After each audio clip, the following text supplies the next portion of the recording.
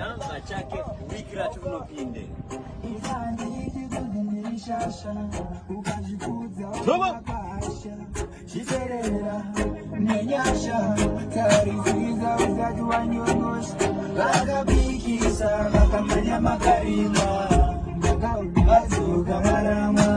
This week nengeri chipisa Enzo Aisha arikubudika chinonzi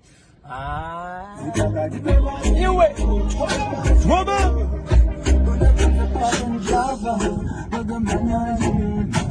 Enzo Aisha arikubudika chinopisa ango futhi arikubudisa chinonzi message salani ingabongeza message Sara kuimba message. Chao anipizia message.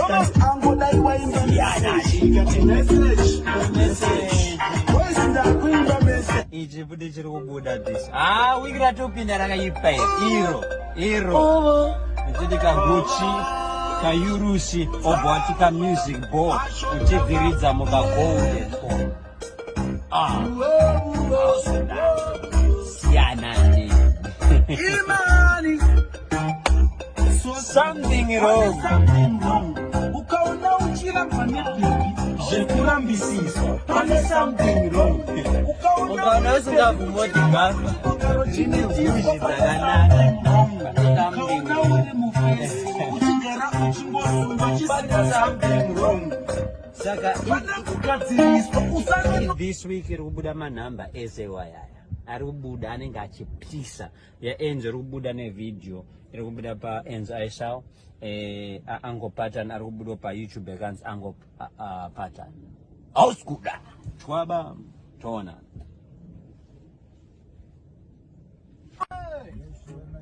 Enzo Aisha arikubuditsa chinamba chake wikira tunopinde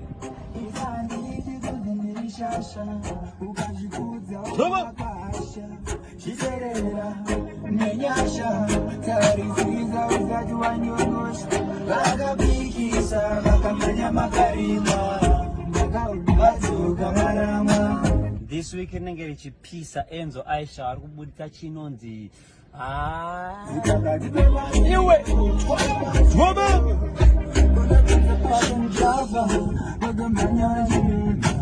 Enzo Aisha arikubudika chinopisa ango futhi arikubudisa chinonzi message salani ingabongeza message Sara kuimba message Chao anipizia message ango dai waimba message Wesida kuimba message Ije bude chiri kubuda this wikira topinda rakaipa iro ndidika Gucci ka Yurushi obwatika music board uchiviridza muka gold phone siana Imani something wrong. Ukaona uchila panepi jekurambisiso pane something wrong. Ukaona usinga kumotika ukajini tiushizagana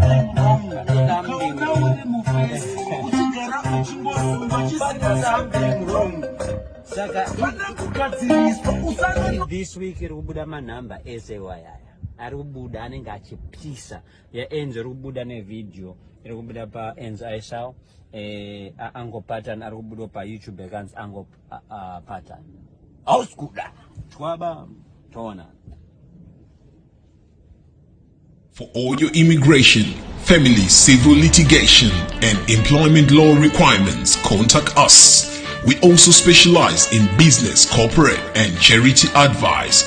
We are Commissioners of Odds. Tanlo Solicitors, first floor, 4 Manor Terrace, Friars Road, Coventry, CV1 2NU.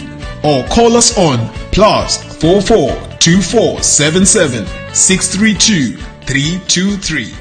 Tanlo Solicitors. For all your immigration.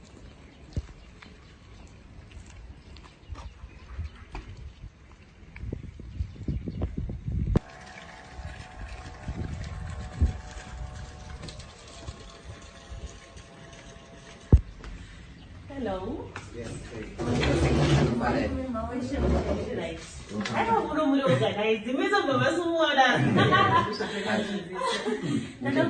oh, thank you.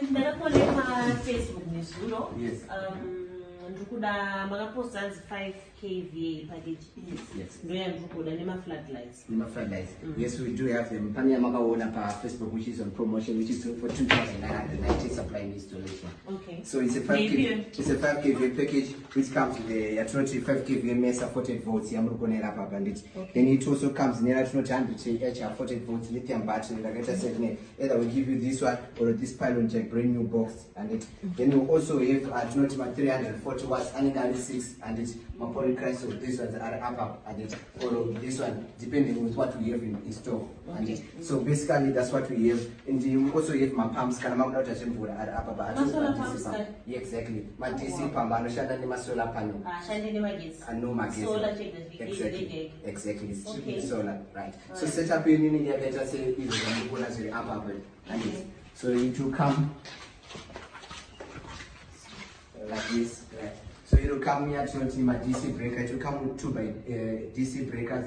You have only 2 my AC breakers. So the people say my DC breaker, they call breaker any over voltage or to protect the inverter from over voltage of the battery in my solar panel. So generally that's the setup of my and in the package you are also giving you a promotion your solar iron and it you get to say solar iron I think 8 months ago, no Shanda. Exactly. So we are giving away the solar iron for free. Yeah. She's in the matter of banana one Shanda's Chandan's and to go that 5 kV package. I think floodlight. I'm not on it. Exactly. Yes, we do have more floodlights, and but that one is a 100-watt floodlight, and that one is a 60-watt floodlight, and that one is a 20-watt floodlight. So, solar geyser later. My solar geyser later. We range from 100-liter geyser. We also have my 150-liter geyser and my 200-liter geyser installed. Exactly. It's now my tank from 1,000-liter up to 5,000-liter tanks. Okay. We also supply my specifications and actually got one more also. Okay. Yes. All right. So, how much terms of payment? Yes, we do have my terms. You can pay for that package. You can pay at least 60% of the total amount. Okay. Then the balance you can pay over a period of 2 months. Generally, that's what we do. By my 3 months. You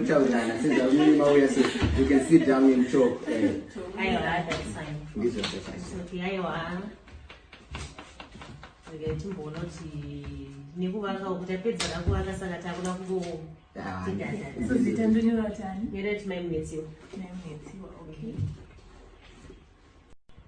This is Diaspora Urgent Question with Carole Nyakuchka on Zimbo Live TV.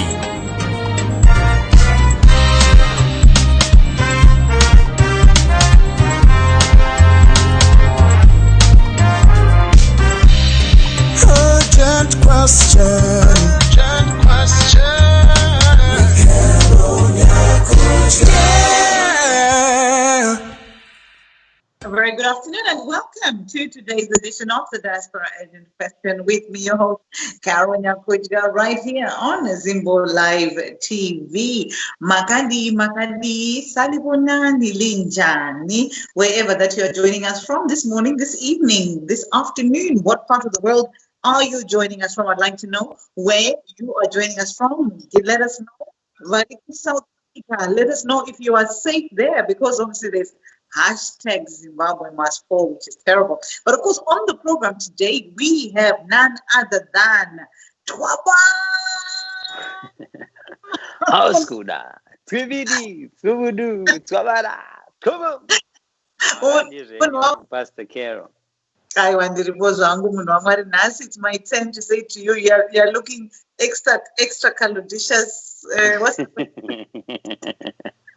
Supercalifragilistic expialidocious. Super. It doesn't about extralidocious. And so, cool, Magadi. Right, Magadi, how are you? You always look fly. The way the minutes Berandarama, Pazeracho, Utenge Shumba, Dini Ndirivana for everything, makeup on point like always. Oh, thank you so much. You have never disappointed. Thank you so much. Always a pleasure having you here, and of course, the honor is ours. And if you're just joining us on the program today, do make sure that you share the feed. There's been quite a lot of drama that you're causing on these social media streets. Now, the very first thing that I want to ask you, Makandi waranyura kamu no man. Waranyura. Shona inondinate. Shona inondinate. Utini sisi. Shona inondinate. The last time that we were doing these programs, of course, you know that we're doing the Garamumbai Way series, and we would be on this program. Yes, we were doing the reviews, and we did all the reviews in Garamumbai Way. Saka, the last program, I promise we will be back on the next Garamumbai Way Trukudzoka after the review on a Thursday. Profit nowhere to be found. In Tamba Casino Nomar. And my favorite school casino didn't name a tables pass up. Favorite Yando Shandisa in roulette. Russian roulette. Sagajnet Kamanjapa roulette paper and the peguti. Everyone is a winner. But the only way you are called a winner, winners know when to quit.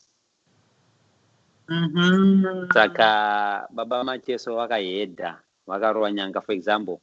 Wingi is the one akati publish akuvanhu vanaisa nasoziya isusu kuti Garamumba tinonasoita seisika our first one yange iri kuma 7,000-8,000 yakaitwa na Toki was the main face of the first one. Then second one Wingi akauya and he announced us because that launch ya Wingi yo yakaita noise zvekuti takanosvika ku 14,000 live views. In India, chance na kamboita live views 14,000. Kusvika mukoma wingi wawe. So wingi paka ya did 14,000. Panda tora makis panda rasa murwizi. Ndakada anchada. Taloka ma streets because winners know when to quit. Winners know when to quit. Saka panda zongofurirwa nana bosla shana ngari ma streets so much mega sure zvaita but doko vata vachigaramba chinodiwa chakachaka.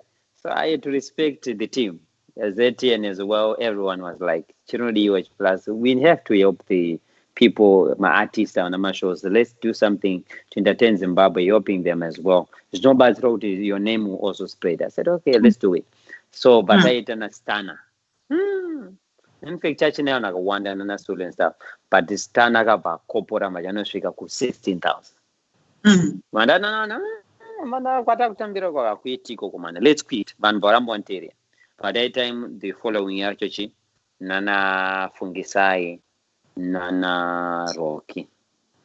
Chakanga Tirimu 7,000. Fungi about 16,000, was about 7,000. I got more nagam no TV. They take a quit away by Cheta, Chakanagachi, Naki, Chitapira. But then what happened is, Takazoita cha mudiwa pesatana. Tadatu mukanzura papa. Imimi ndi magazoti titeba. Then we called vanu pa live. Mudiwa na stana wabvumambo. Achaja maraka wana barichi. Ati ngatite. Mbaba kopora na chitunga na papa. Mbana noshika ku 23,000. And I was anagarama na vero 23,000. Pachisiani enough. As fully cash.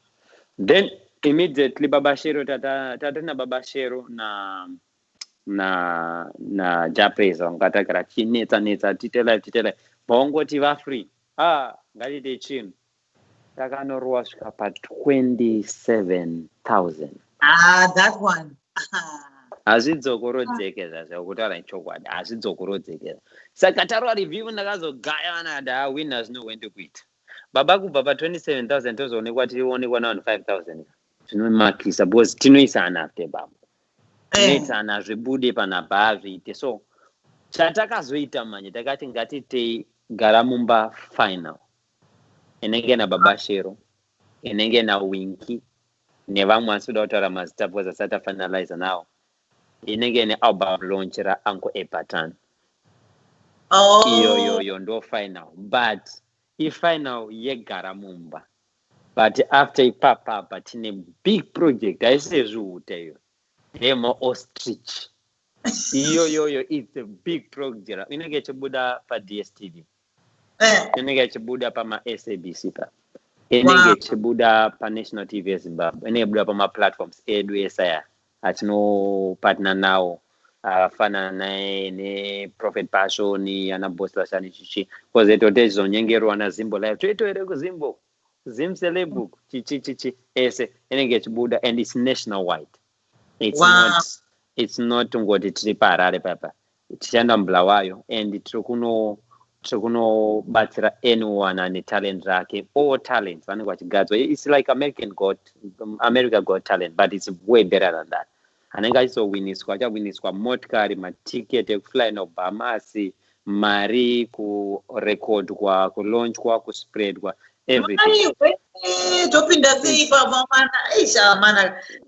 to be in Zimbabwe because you went to Mutare, Bulawayo, Masvingo, Harare. It's huge, and we are working on it right now. Aiwa, azingambodhanzi to be in Zimbabwe. Inofanotangira mu England. Tiripo, I'm not on a disease takarova. England yakavharisayo. Olinda angakachena kagona kuita program, and maartists apana ka disappointed. Everyone was good. But this one man, remember, ndoshanda ni team. You know kuti ndakagara mumba kusendi Passion.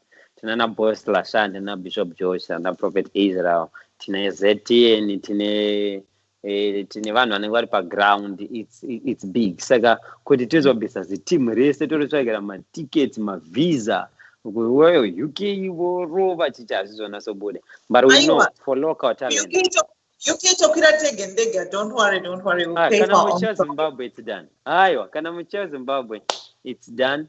It's perfect. I know kuti mune chamukuronga na Boss Lashan cheku UK koko. Ndakatomudza ndo chamakaita Saturday, but Boss Lashan, it's not this one. You know, for the UK artists, definitely after Garamba Prophet, and I think we owe this to the people to explain to them, because as you have explained from the Garamba review, which is Nzaka Zofamba say, and why we didn't have the following Garamba, but my UK artists, wanting to be part of it, and they put their things together. But then obviously, cancel. And then we also had a list of Mandebele artists that had also sent in their, a whole list that had sent. And which we passed over to Boss Lashan. But obviously at the point, Garamba had been cancelled, and that's what we were able to tell the people. However, this is my request to you, Munamari, on behalf of my UK artists. If there's anything that is happening in Zimbabwe that has anything to do with artists and whatever, UK artists definitely don't leave us out. We can sponsor ourselves and be there. And we're part of the team. But let's do it. I had with this Alpha program to get a Boss Lashan and stuff. Let's do it. Now on the Munemuripanyang and stuff. Why not? Let's do it. For to be able to talk about is on the issue online. It's also trying to understand kuti takanzwa tanzi makadhingurisa mhingirikini yami.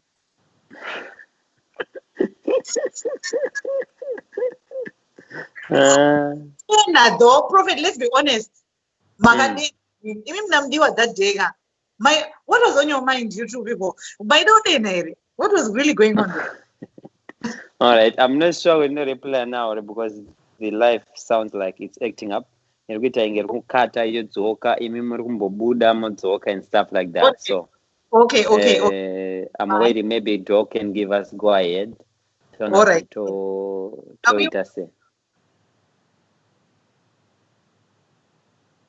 all right. Okay. No problem.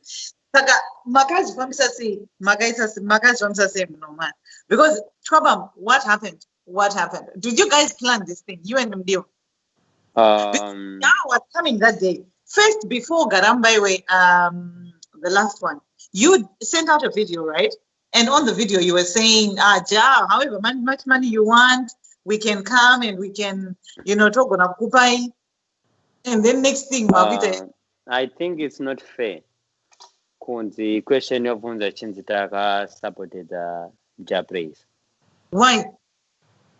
Because I'm not sure what Japanese are yakakatari are kuimbere on their kadachichi, but I think the question is, are you involved mukukata kwakata live yeNash TV? Are you? Yeah, I think that should be the main question. But inini ndoda kuipindura question yo neimwe question. Number one, ndio first time here yekukata kweNash TV. Ndio first broadcast yokate iri pakati. The previous week baba alale vachimba pakupinda mafikizolo yakakata. Vana kuti mudiwa kata live ya Nash kana kuti asaboteja inonzi chi mafikizolo.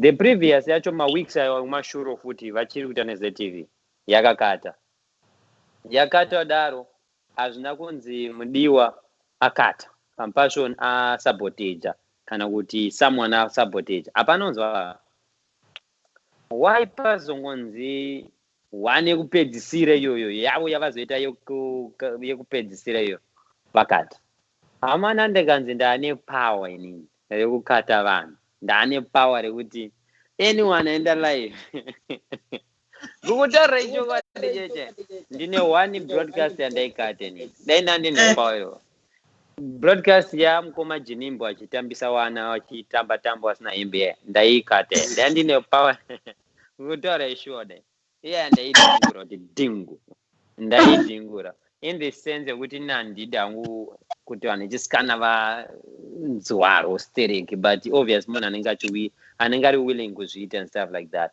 but andine power rokata ndokutaurira ndaingoti every live handifari kunzi ndakafonera zoo ndakabhadhara zoo kuti ikati ndaifonera zoo ndoti zoo imimi internet yamukoma Jinimbo ilogetei kuti iri kubroadcast pasi ikate.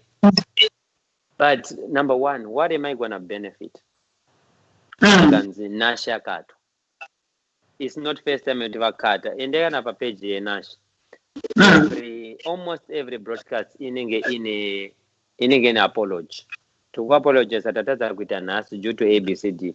To apologize pangati chita live tata technical problem. Every panning rikin. Ingada muri kuti every ipapo panzi passion kufungiro kwacho kwakure nani wane kupedzisira nekuti mudiwa and passion were life ndo yega yakuzonzi passion na mudiwa vakadhingura nekuti iwo wanga live. What will be the need of doing that? Mafikizolo, it's a big name, it's a big brand. Ichienda pa stage yakakata show yakatokata kutonzi yakata mukoma japreza nini tiri brugwa neband takadai tobva kuno kuAmerica ndinotofonera mukoma japreza, what can I bring you? Inini ndoda mapavement dhura ndigire creed yakadya ndototenga creed ndotofly kwenda Zimbabwe.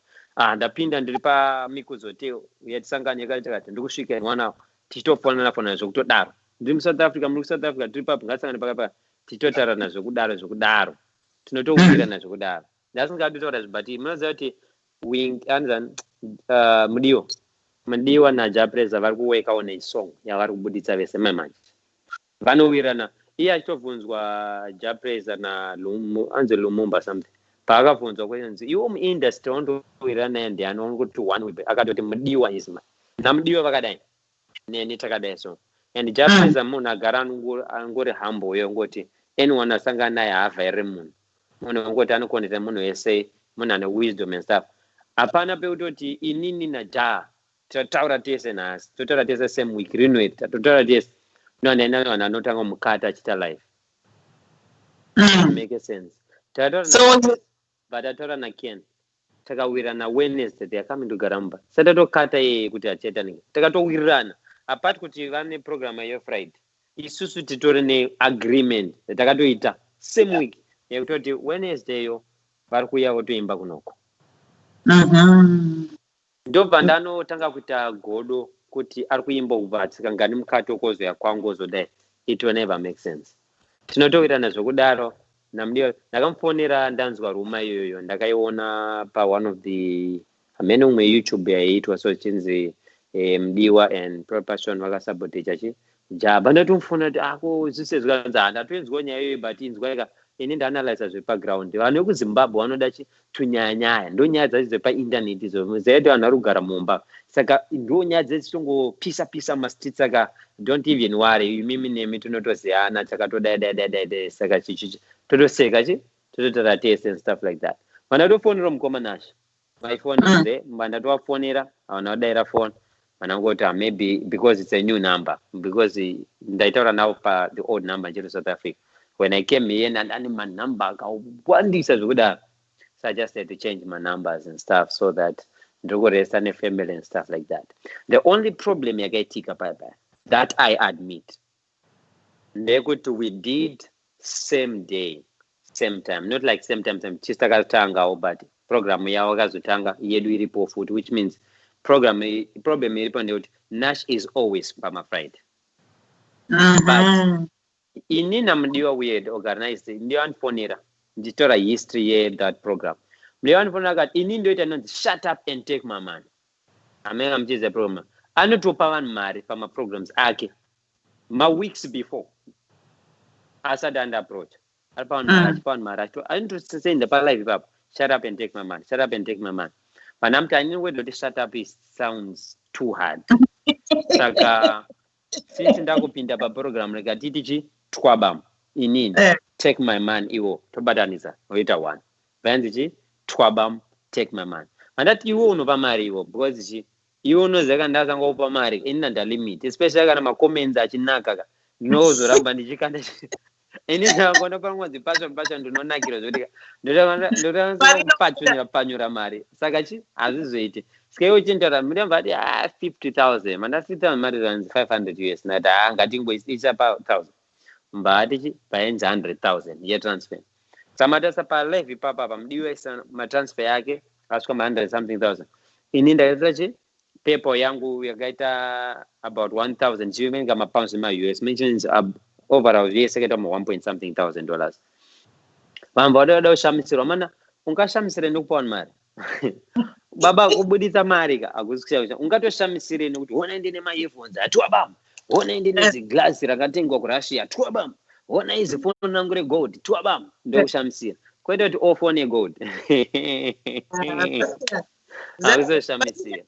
But you can understand why man you know, like people that love Jah Praiser's music and that follow Jah Praiser, why they would have been really disappointed because Jah chose the new music.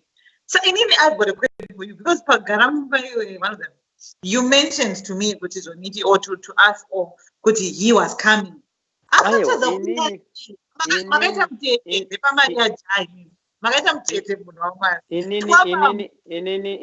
Inini makanoenda kutorwa video ndichiti mafanzi muda kuti tiwisani macheso ere wingi nendatopedza wirana macheso na wingi papa nendatopedza everything macheso wingi ndatopedza saka ukazoenda kuti atikumburoti muweka namukoma jata tatongowirana ngoti no vachauya kuchi kuprogram.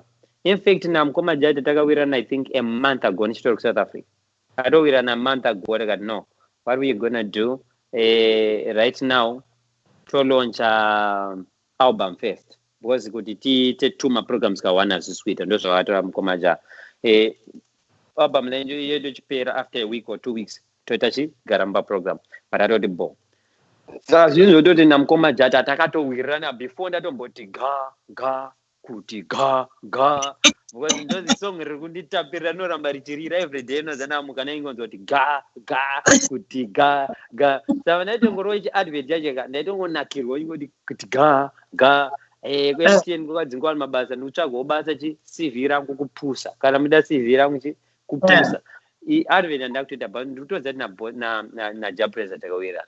Mimi munoziva kuti kana yasvika pamari inini pachokwadi ndalimit. For example, program yatikuita iyo iri kuyanyuwani after Garamumba final. Overall, yes, it's $245,000. Yatushansa in 6 weeks. Because inenge ichitwa final yacho inoitwa grand yacho inoitwa the 6th week.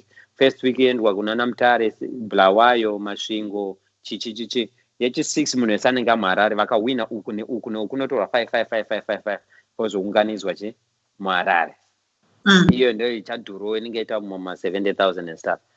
then tozowinisa vanhu motikari, matickets, kuvarekodha mahara, kuvapublisha, everything will be included mune zvinhu zvakadaro. So you will find kuti kana iri nyaya yemari ka handina artist Zimbabwe yese wandotadza kubhadhara. It's impossible. In fact ndakati artist hakuna, handifungi kuti kuzimbabwe une munhu wandopa basa ndatadza kumubhadhara. Anyone Zimbabwe yese because womwe yandinaye ndinoiziva. Saka hakusi kuti mukoma jaha ndotadza wabhadhara kana kuti chakati. No.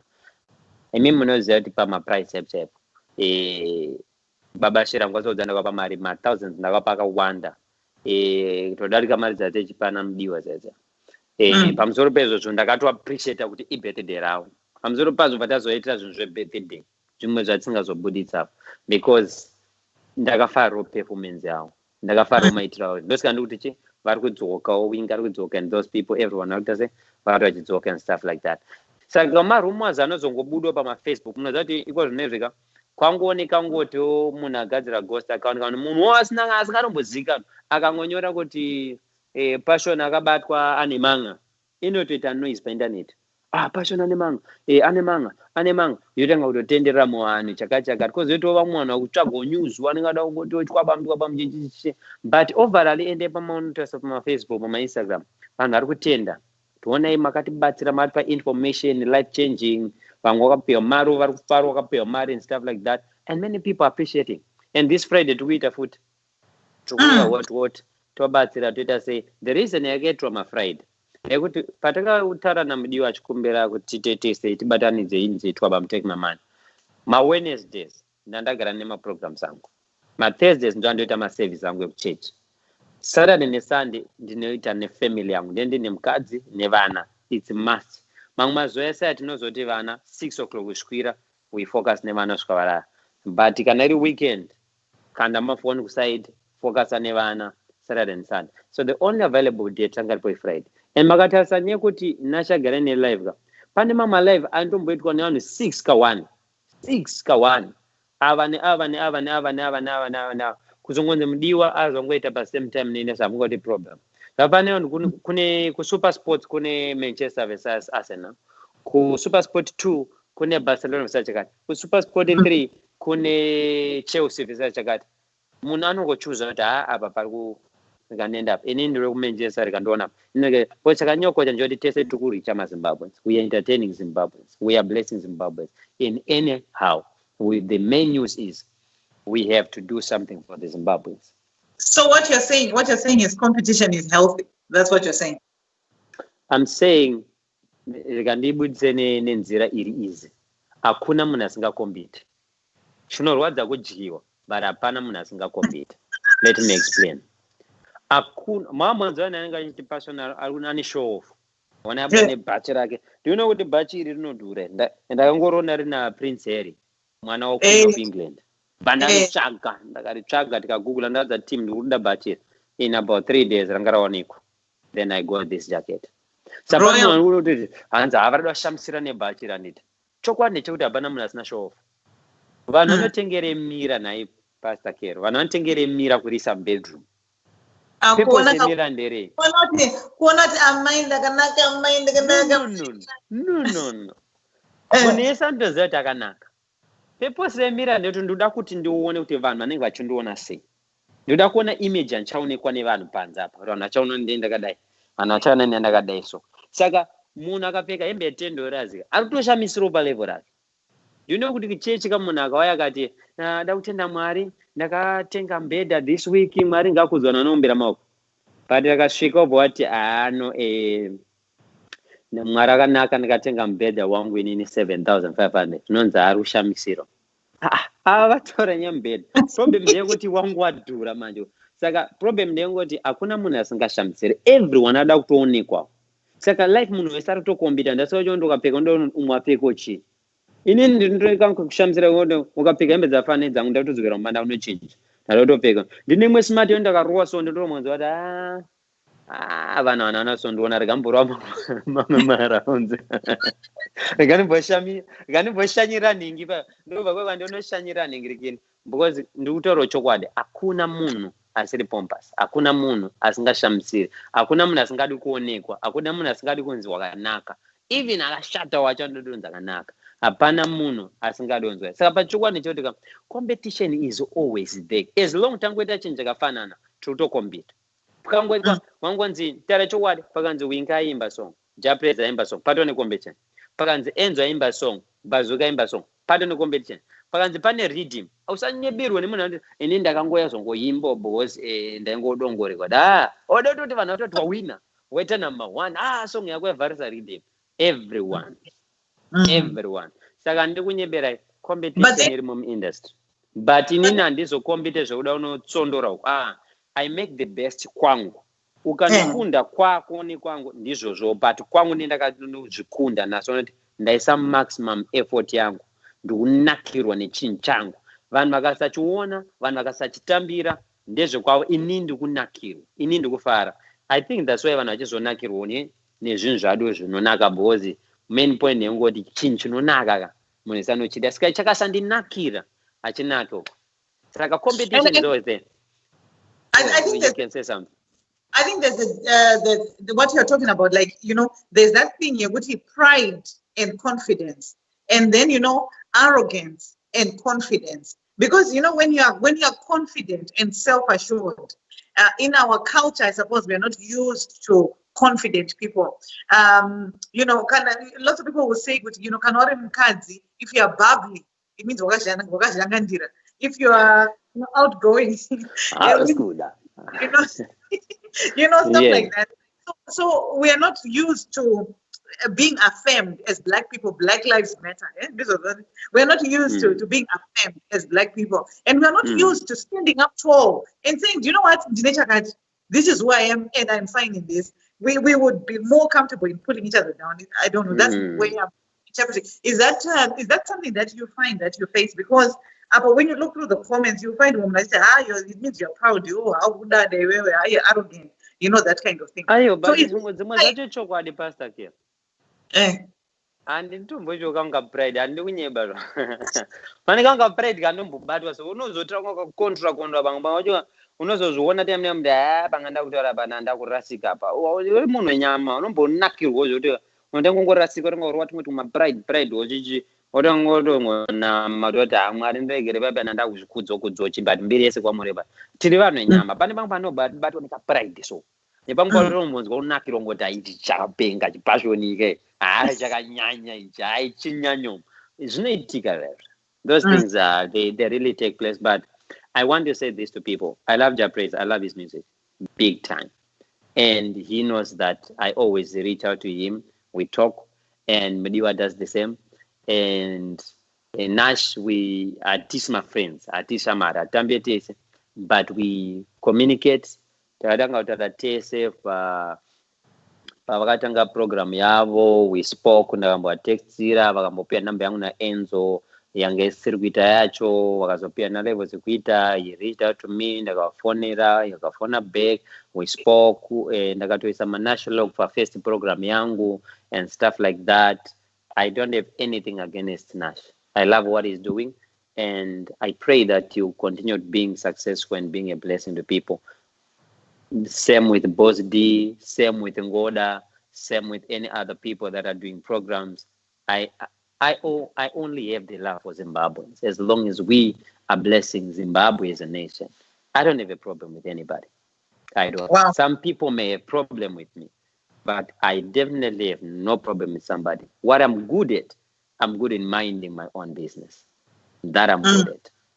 I think you've raised something that I also want to understand, and maybe other people who are also joining us today may also want to understand, in terms of you not having a problem with anyone, but other people having a problem with you.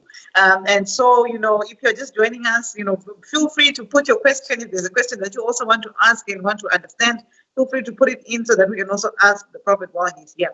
But, there's something that came out on the internet this week. Around you and, in fact, it wasn't you directly. It was more Nyaya Maraba. You remember on one of the Garamba reviews, we spoke about that. People were saying, why don't you help Maraba and things like that, isn't it? And then you spoke about Mawindo being able to go in and help. So there's been some controversy around that, with you having gone in kunobatsira mawindow. Maraba, sorry. And so what really happened between you and Mighty? So I think we have 3 or 4 questions that I picked from that. Pane kuti na Mighty makaita sei. Pane kuti makakumbirwa kubatsira maraba makazoita sei. Pane kuti mawindo imimi na maraba zvekufamba sei. Mawindo, first of all, Mawindo, who are they? Who is she? Is it one person? Is it an entity? What exactly? Mawindo is my sister. Right. Mawindo namudiwa anotedzana kudai so. Takakura teso chitungiza. First time kuchitungiza kwena nogara kutauni nini namudiwa tikana nogara kumba kwa Mawindo. That was 2007, 2006 and 7. Tatogara muflat Mawindo corner 5 na 5. Takatombogara papo and stuff like that. Saka titori vanhu veukama zvekudaro from long time ago. Mawindo akabva kura achita zvemusic. Zvanda kuita zveMawindo aitwa zvitafwa dhara. Manzwa macheso kuma-90s achiti Mawindo. Ndiye Mawindo airewa namacheso kubva kare. Mawindo have had a lot of people mamisens akawanda vesana killer TV server everyone anoziva kuti kuna Mawindo and stuff like that.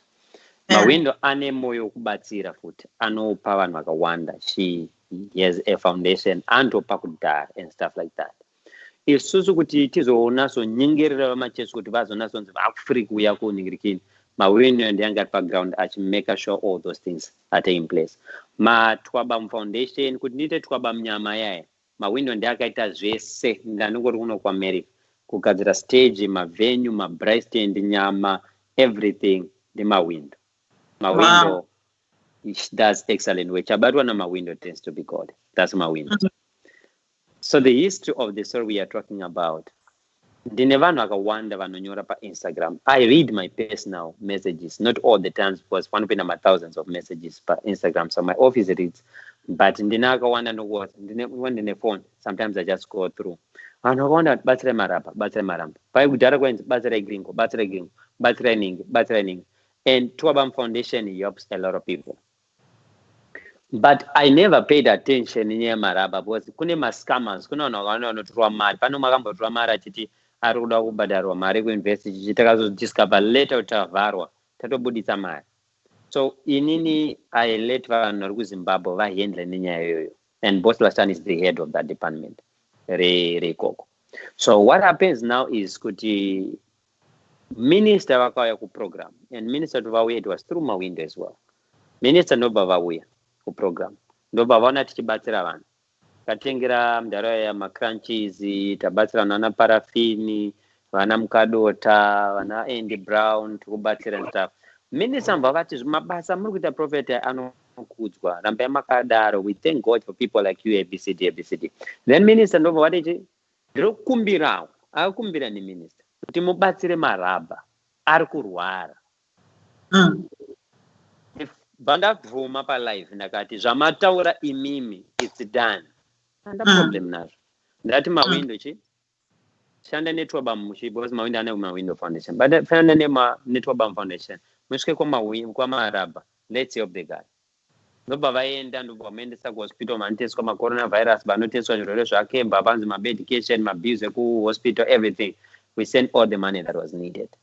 Ndobva maraba aitiswa perfect. Apedza zvikamba prophet kakuti munhu arapwe akurara pasi achipfuga maplastic. Ari kuepwete munhu. Ndiri kukumbira kuti titese timurendere somewhere. Toita sei. But for now tichimbotsvaka kuti timurendere prophet ka. Munhu akurara pasi even arapwa ka anosvika kanorwara futi. Anzi vada kutengerwa mubhedha. Vatengerwa mubhedha. Vatengerwa mablankets. Mubhedha mbowaramba kukwana. Because kamba kacho kadoka kakadi. Mbawatozobviswa rufu mbawatozoiswa nepamusoro pemba kuti mubhedha ukwane murumacho. Maraba akurara musha. Patori neprogram yekunzi maraba ngavakire ndeni papo pane kuti ndibosi lachanaka kunze munorentera munhu anosvika chirenderwa zvikarini ticharamba ichingobhadhira marendi zvikarini ngangonzi paari papa vongovakirwa imba ipapapo vongogara ipapapo.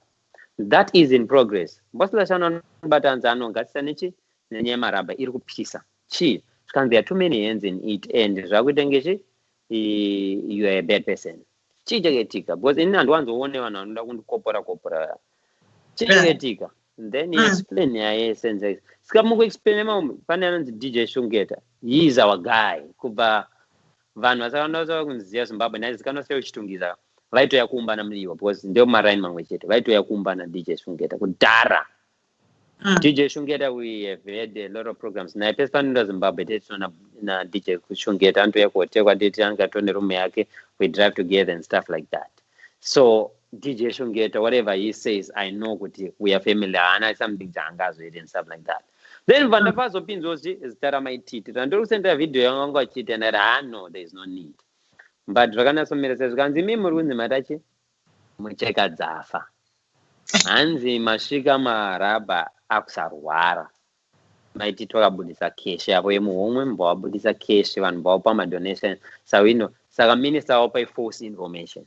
But at the party Munaganda hospital. Manita about the hospital bills.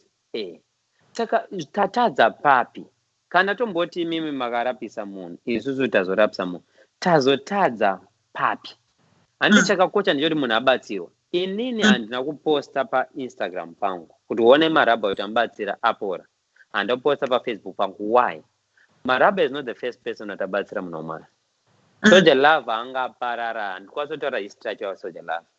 Takatora na tima ndakati timuchagire something programs. Number over $2,000. You can ask soja love. Over 2,000. That was last year.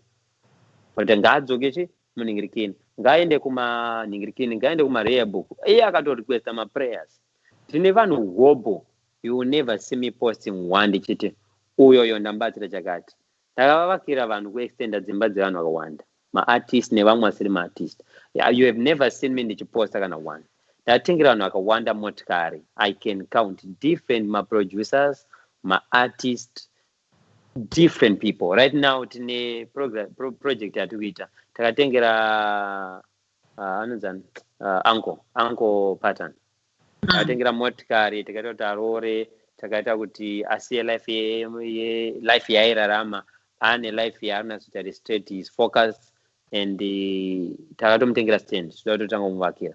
You will never see me ndichiposta unaenda mutengera motikari. Enzo ndakamitra a lot of things. You will never see me ndichiposta nchituone zvandaitira angels and stuff like that. Why? Zvetwabam zvasiyana nezvangu inini zvangu zvechikomedi zvoenda zvakachiti twabam une chibachicho. That's entertainment. I'm inspiring people. That's not the main thing that I want to do. The main thing is to help people. But andifana zoramba nchiridzo bhere ini ndinonakirwa munhu andabatsirwa akappreciate akati mana gafa andita zvakati ndinotonakirwa ndotonzwa motivated name nchibatsirwa pamunhu akasaito pandangoito ipapo ndizvozvo. That's me. Saka ndambobvera ndakaposta maraba anambobvera ndakati maraba ndindamudayeso ndakatomisira maprayers ezuva anamboti amaraba une munamato wangu ini noshanda mazima mozati ini ndakanamata munambora anamodare anamboposta anything but ndatanga kukoporwa bam ndati amana but tinotorwa kama conference call neteam yangu na bishop Joseph totasema ndati amana you know our principle we don't attack ladies, we don't respond kwa cards. Mozeza zvambobuda zvinzana jenimba nditi zvakati kandosvika ndinda kumureply awanditika zvakati kwane mukadzi I will never undefend akaresponda. That's just our principle, especially me. Andina chinhu chandinoita anything for female. Saka kana mukadzi atongoya akatongondirwa mpama akarwa chimbo nyaya yemacheya we had to address it public because nyaya yanga yatogara iri public. But andina musi wandinotoita kadzi video iti wona mukadzi tikati I will never do that. It's just our principle. So we just ignored it. Ndanyora pa Instagram pangu ndakati think deep. Hakuna munhu akati abillionaire nekutambira salary. As long as uchitambira masalary of 4 akaita millionaire azvibudi izvozvo azvibudi. Inini ndine over 300 workers dzandobhadhara every 2 weeks. Andibhadhara pemana ndobhadhara every 2 weeks. Saka inini nditori bonda kadaro even ndakabatsira kana kusabatsira vanhu saka vanogona ivavo neavo ngavachibatsira ikoko inini handisina anything to do with marapa. Sandakakumbirwa na minister ndichoti nimurapise and ndakarapisa And I don't think ndine chikwereti chekunzi ndofanira rapisa munhu ndowasabatsira munhu wavakira munhu imba kana kwete ndangosiyana unazvo vanogona ngavachiita ikokoko mba yangopera yada. Saka imi kana muri kuti vanogona ngavachiita ikoko, are you specifically talking about MyTT? Because MyTT apparently put out a statement, and I know MyTT is here also looking and listening. She put out a statement. I don't know whether that was direct or that was, sort of, but it was to do with Anama window. So, are you saying now you are not involved with Nyaza Maraba? But what if he continues to need help?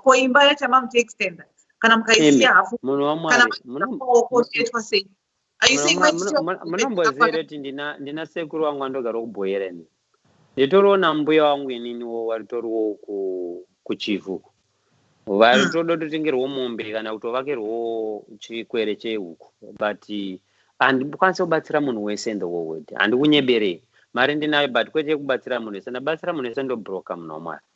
I can't kunzi apo ndabatsira munhu wese. Everything is run through Twabam Foundation.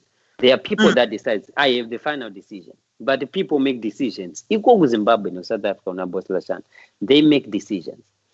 Why are we getting our hands on fire when we have been doing good to people?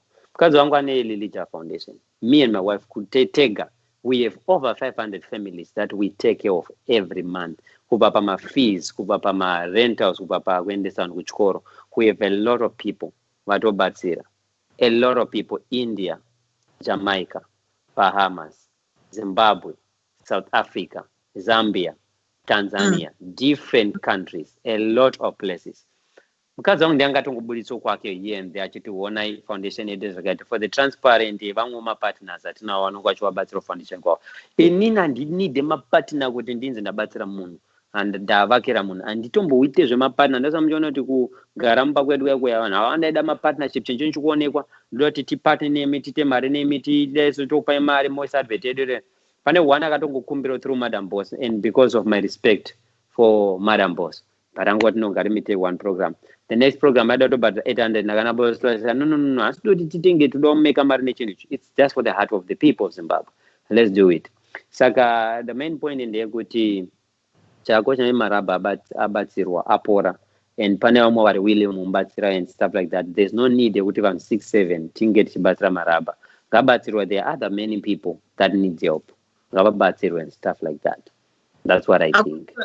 Akuskura maere do prof amuskura maere ende maraba aizonzi amuskura maere nonzi saka team yenyu iri kuramwa here. Okay, saka the prophet team yenyu iri kuramwa here, and out of all of this will maraba not end up losing out, and whoever else, whichever other foundation is helping him. I know even us, there's, a lot of people volunteer to help, really. That time, video again. But what is this really about? Is this about credit or what is it about? Ndopane point ipapo. Kuti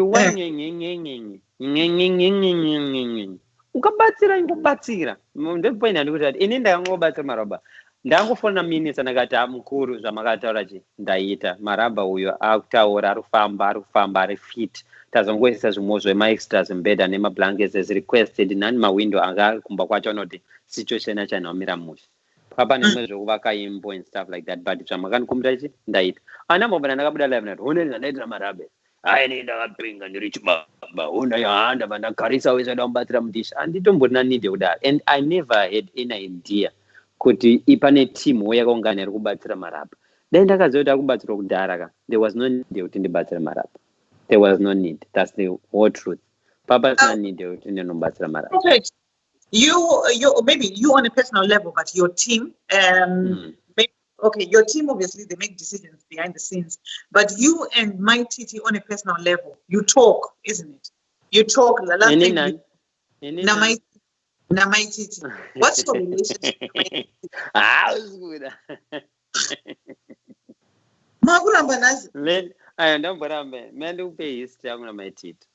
I will give you history on MyTT. MyTT is a guru in what she does, and I will never take that from her. I'm a guru in what I do. It's like a Trima guru.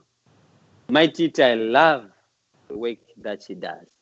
Saka inini ndakaona maititi palife, ndakaona Madam Boss palife, ndakaona ndikure palife pa YouTube, ndakaona Comic Pastor pa YouTube, ndakaona DJ Towers, ndakaona different comedians ezimbabwe, right? But inini kundizowo comedian ndaitonakirwa nechicomedian ndakaona chine power. Pane chimwe chivideo chandakaona chacomic pastor, autita maviews ezo nongoita inge ari kupenga, kutoti anopenga kungonyebedzera upenga ndoita maviews. Ndopandakati sikada kuti changu bandachimixa nechikevin Hart, akati my god, ndakati toba ndangomixa. Saka ndopandakatongovaziva, but tasaziyana on personal level. So when we did the twabamnyama, maititi vakandisurprise pa airport.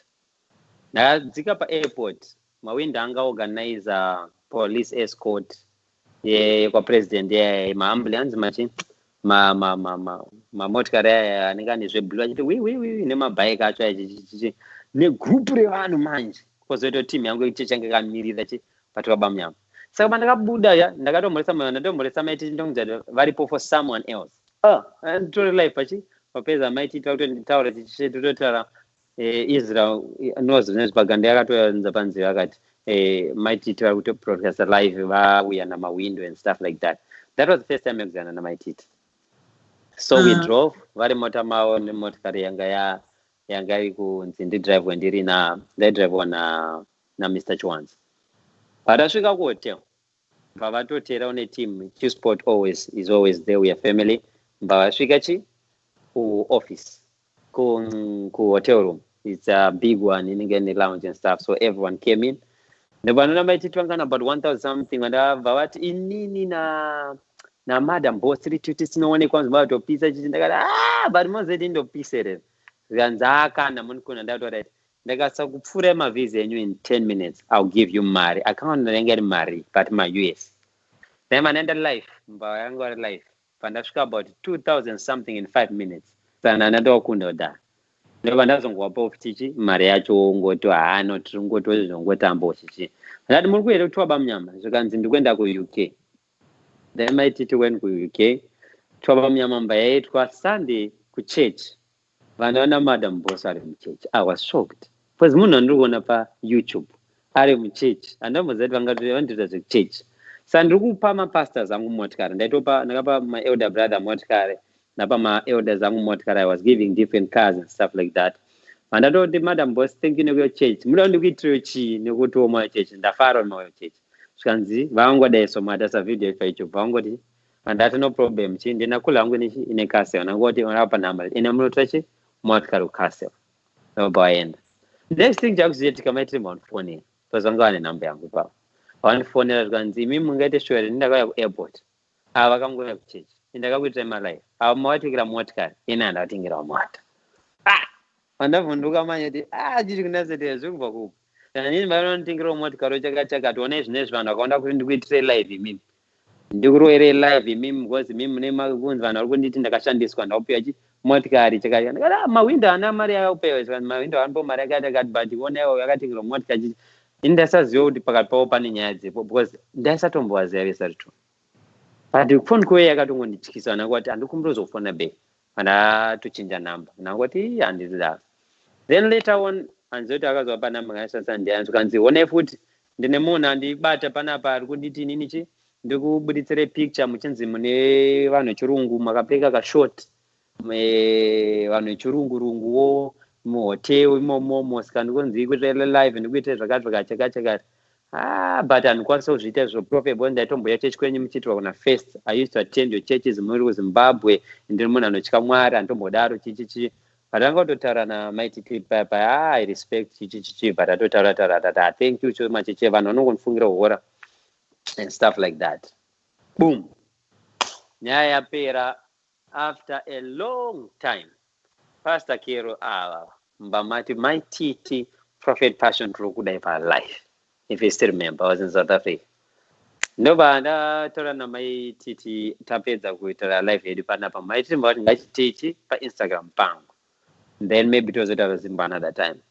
No problem. You know she's a successful person. Munhu atoriwo nepunch rake and pa Instagram I think one thousands of people.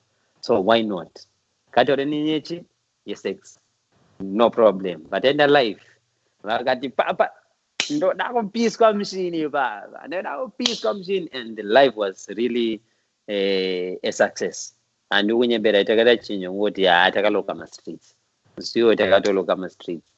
And from that day, andazombotra na my titi pandachinja namba yangu ndichizota this one, andazombobira ndatra nawo kana kuti say the next thing chandazongonzwa nje inyaya iyoyi. And anambofonera kuabvunza kuti ko ndatadze kana kuti mawindo atadze kana chichi, wanangoti hazvinhu zvinoitika, you know kuti ku female side anything is possible.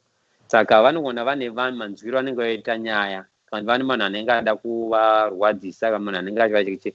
Saka andinasoziva kuti nyaya chobva papa, andanombofona because inini ndinongoti nyaya dzepaindaneti inyaya dzepaindaneti, reality neindaneti zvakasiyana. Ini ndoti paindaneti madhirama aya ndikapfupi marabha ari kutoita dhama achida wagarira paairport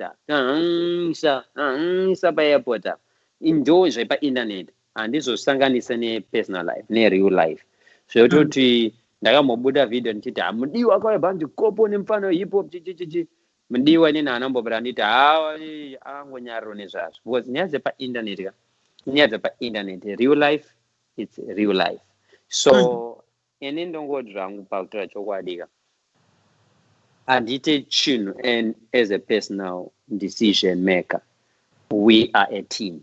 Patinoti twabam takawanda we are a team, padaita matswibiri papa inini I'm the first, but we are a team and we have a vision atofamba nayo. Saka mukanonda responda sometimes pani mambo andisikatodi responda because pana munhu asatombori worth kuresponda, but ndinokwanisa todzi team yese yanasoti tiite setiresponde, then I'll respect my decisions as team.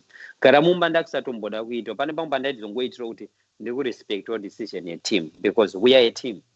So the honest truth is Maraba got the help. I get that, Prof. But you know, even if anything on these Facebook streets or any of these nyayas, for me on a personal tip, I'm all about mediation and all about kutivano. Whatever little tiff that happens, we should at least be able to have a conversation. And I noticed there, my Titi is saying, Carole, add me. I think, my Titi, you've got our production team's details. You can get in touch with them and see whether it's possible for them to do that or not on this platform right now. But if you speak to our production, they can tell you, and then we can see how that can happen. Okay, so in for me, the big thing, Prof, always, as any issue, is about mediation. And so, if I may humbly suggest, if it's okay with you, Mundomari, could I zaita mataurirana? I know to Maramwa zenyu. Team Yaramwa, Maraba. But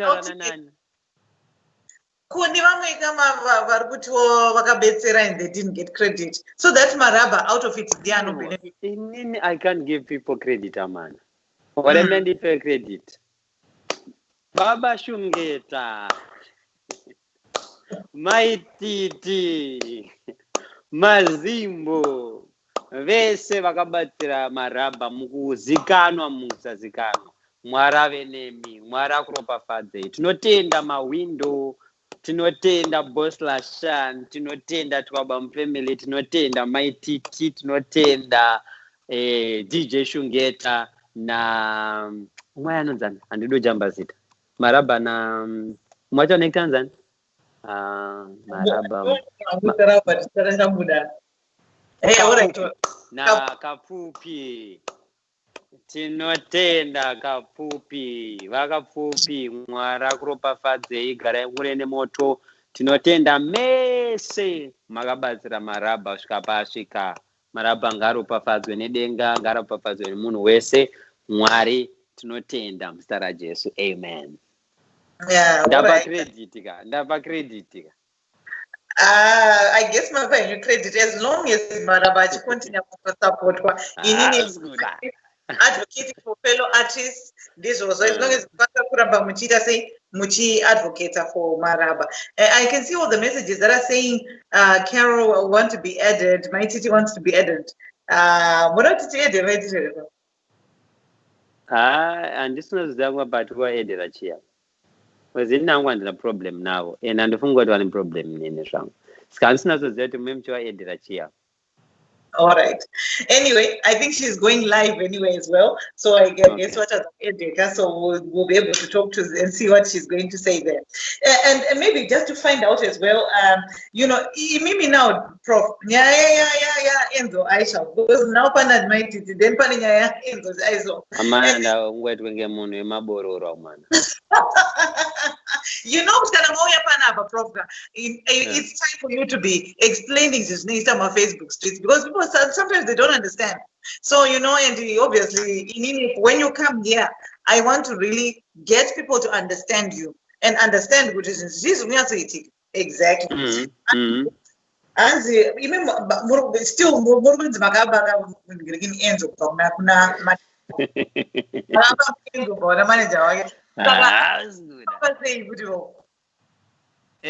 Mendikuze zvinoitika muno Mwari.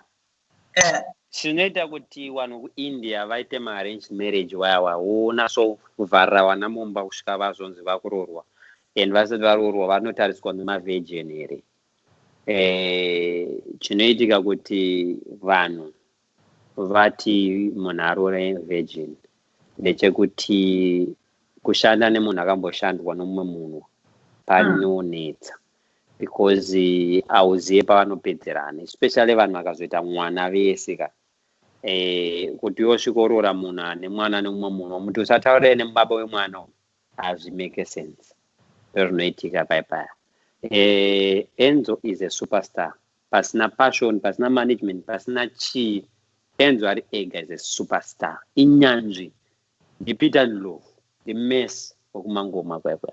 Mu industry yake ne line rake ne group rake ishasha. And everyone knows that. Enzo doesn't need passion. Enzo doesn't need anyone. She Sport raised Enzo. Shkapa level yakamusvitsa. Passion akarezo Enzo shkapa akamusvitsa. Management yake ine pari kumureza shkapa ichasvika. That we know, we are coming as helpers. We are not coming to make him great. He's great. He's a great person. Chisport discovered him. Asingazikano achisoro mastudio, machirambo mastudio. He discovered the talent because Chisport is good in polishing diamond to make it to bling. Baba ita basa ravagaita papa. Saka ndine ma projects andinakaita na Enzo. Wobo makatasa pa redeem inonzi ndokutsosonya. That song ngekaitwa dhara ndakatombosendera mai anzani my misread. Ndakatombosendera misread yemanduwe kudhara. Yanga yatone over 1.5 years. Yakarekodwa yatakazobudisa pakutsunya inonzi manduwe. Tine mamwe ma projects over 15 songs that I know by head. Atinopedza na Enzo akawandisa. Ine na Enzo tagara titori neukama hwedu kuside usine nemusic. The story nene music. Zvototi vanhu vachitsemukana musoro vachiita sepainternet isusu we always been in touch. Makanovenda management yake inongokudza kuti iye Enzo akagara tovaudza kuti nina Prophet inonzwisana kusvika apa. Tagara tinongotaura nyaya zvedu.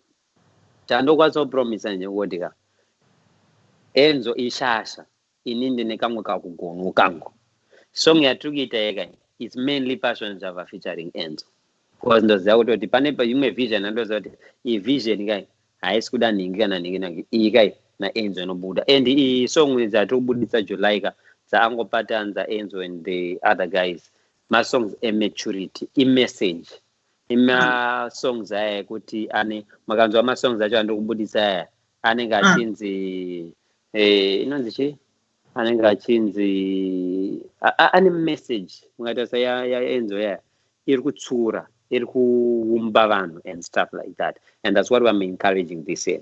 Pane masong akaitwa nepana ya makatarisa mapana ya masongs angari necessary nguva yacho because vanhu vari kukura, vanhu vanga vari kungotsvaga kuzikanwa and stuff like that. Matarisa mukoma wingika vanoimba hunhu, vanoimba message, vanoita zvinhu zvine imwe maturity iri serious.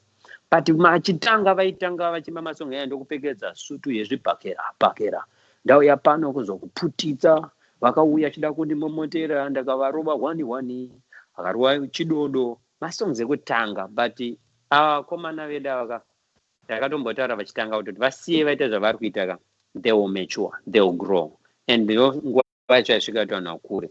Saka naEnzo tichitwa project yatiri kuita this song nemo imo ifana rekodwa nasimane and stuff like that. Hazvinei nekuti management kana chakati, because iye ndakambonzo contract akati ni contract ake ane portion yavakatowirano kumanagement kwake kuti ane zvaanenge achicreata achiita sese, and project iyi haisi yaenzo ndeyapassion. Engeri project yaenzo, then vamene zvavanozoitana kumanagement kwawo ikoko and stuff, and we have to appreciate the management yavo, because hazvisi easy kuti unongotora munhu anongouya zongobatsira muupenyu, munhu wekuti haasokama kwanongo zobatsira. It's not easy kuwana. Dai tivatona vanhu vakawanda anenge akadarwa, it's very important. Saka naenzo chinoitika ndezvongotika song iribuda next month iyo inaomera mumushando wenyeberai. Is it you and Enzo together? The song is you and Enzo together? Zvakafanira kuti DJ Stavo featuring Japresa, DJ Stavo featuring Rocky. Oh, okay. Pane maengo angu arimo musong and stuff like that, but main song yagara ndeyangu because ndine message andakupa vanhu veZimbabwe, but ini wacho andikwanise kuzoimba manje, andikwanise kuzotanga kuti hallelujah vanhu vanondozoseka rimwe Discord riri serious, so handikambobe Enzo because munhu wangu ndoba munhu wangu. Saka amuna kuba panapa Prophet makunditukiza mana unozati kaenda live here makunditukiza panapa mana munhu wamwana because vanhu vafunga ndinda ramba kuedha maititi paprogram apo hanzi Carole ndowaramba kuedha maititiwo handinoona. Saka reason yekuexplaina kwenyu kwamaita, was it anything to do with what was the motive behind that? Ndaupanzwiseva Nduguti, my titi, when you were explaining what happened with the foundation and it with Mawindo and Maraba, right? So she was there and she was saying, add me, right? And then we said, oh, okay, at Kwanse, I mean, in fact, I said to you, should we add her or not? And people are saying, why didn't we just add her? No, but pane reason more add, you can add. Okay, but if there's any reason, you can add, no problem. Okay, but I think she has gone live on her own platform. So even if we wanted to add her anyway, at this point we cannot. So she's no obviously problem. Yeah. So I think she's going to do whatever that she wants to do. So the what we need to be able to understand now is what are the dates for the release of the song, and also the second question to you, Prophet, is when do we anticipate this new program to be happening? So the new program that's happening nationwide, what are the dates, and what are the dates for the new song? Second week of July, nobody to album launch. Uncle Epatan, nobody my songs. It's gonna be 12 songs. 12 songs. Yes, and Enzo is gonna be also releasing 2 songs. Oh, nice, very nice. Yeah, it's going to be really good, really, really good. That's really excellent. And if people wanted to join in, the other program that you talked about, the nationwide program that's going to be in different cities, how do people join onto that one? How do people send in applications, or how do people connect with you there? What do they do with your team? If people want to participate in those activities, the artists or that you're looking for, whenever we run the things that has to do with music, Boss Lashan, I'm going to put Instagram man's Boss Lashan. 1 second. Yes. Which one? Alright, no phone and up is under. Now to phone here. Anya that do that Zakuto so peace a man. Chico.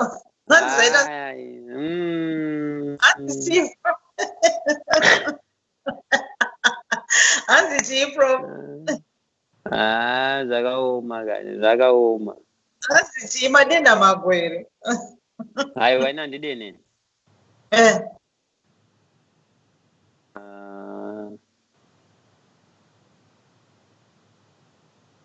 What happens is Utara Chowad.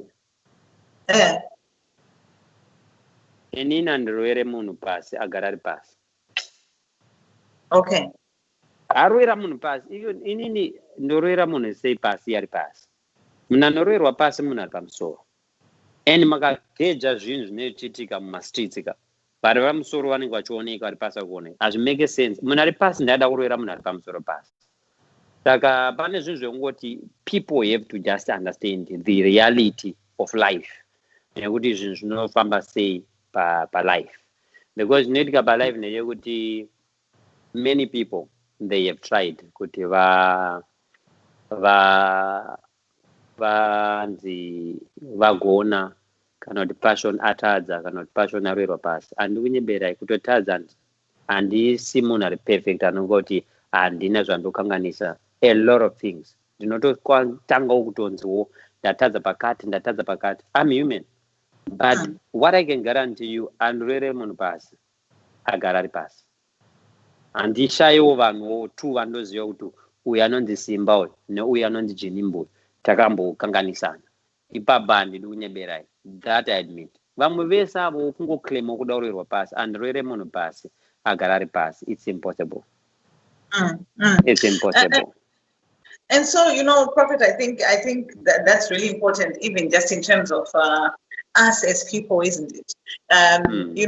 Of late, if we were to talk about just the world view and what's been going on just around the world, never mind just Zimbabwe, and we've been talking about Black Lives Matter and how it's important, that we as Black people are able to honor each other. You understand? So even in conflict, really, things like that.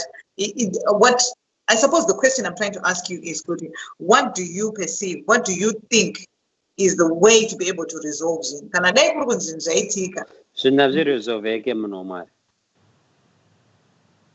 Okay. MDC nezana zvirizoveke. Because the problem iripo ndekuti pane chair one. Ndo patrone problem. Chair iripo i1. Meaning kuti chair inofanira kugarwa nemunhu one. Ndo patoita problem. Saka Mwari pava kuti David wa mambo, iye so ari mambo. Ndo patoita problem because hapana 2 mathrone muIsrael, pane 1. Saka it's either so ngasunga akanyarara pathrone. David ngasagara akanyarara. Asinguda throne ndiani, ndo patoita problem. Saka pane zvinhu zvisingarizovheke muupenyu.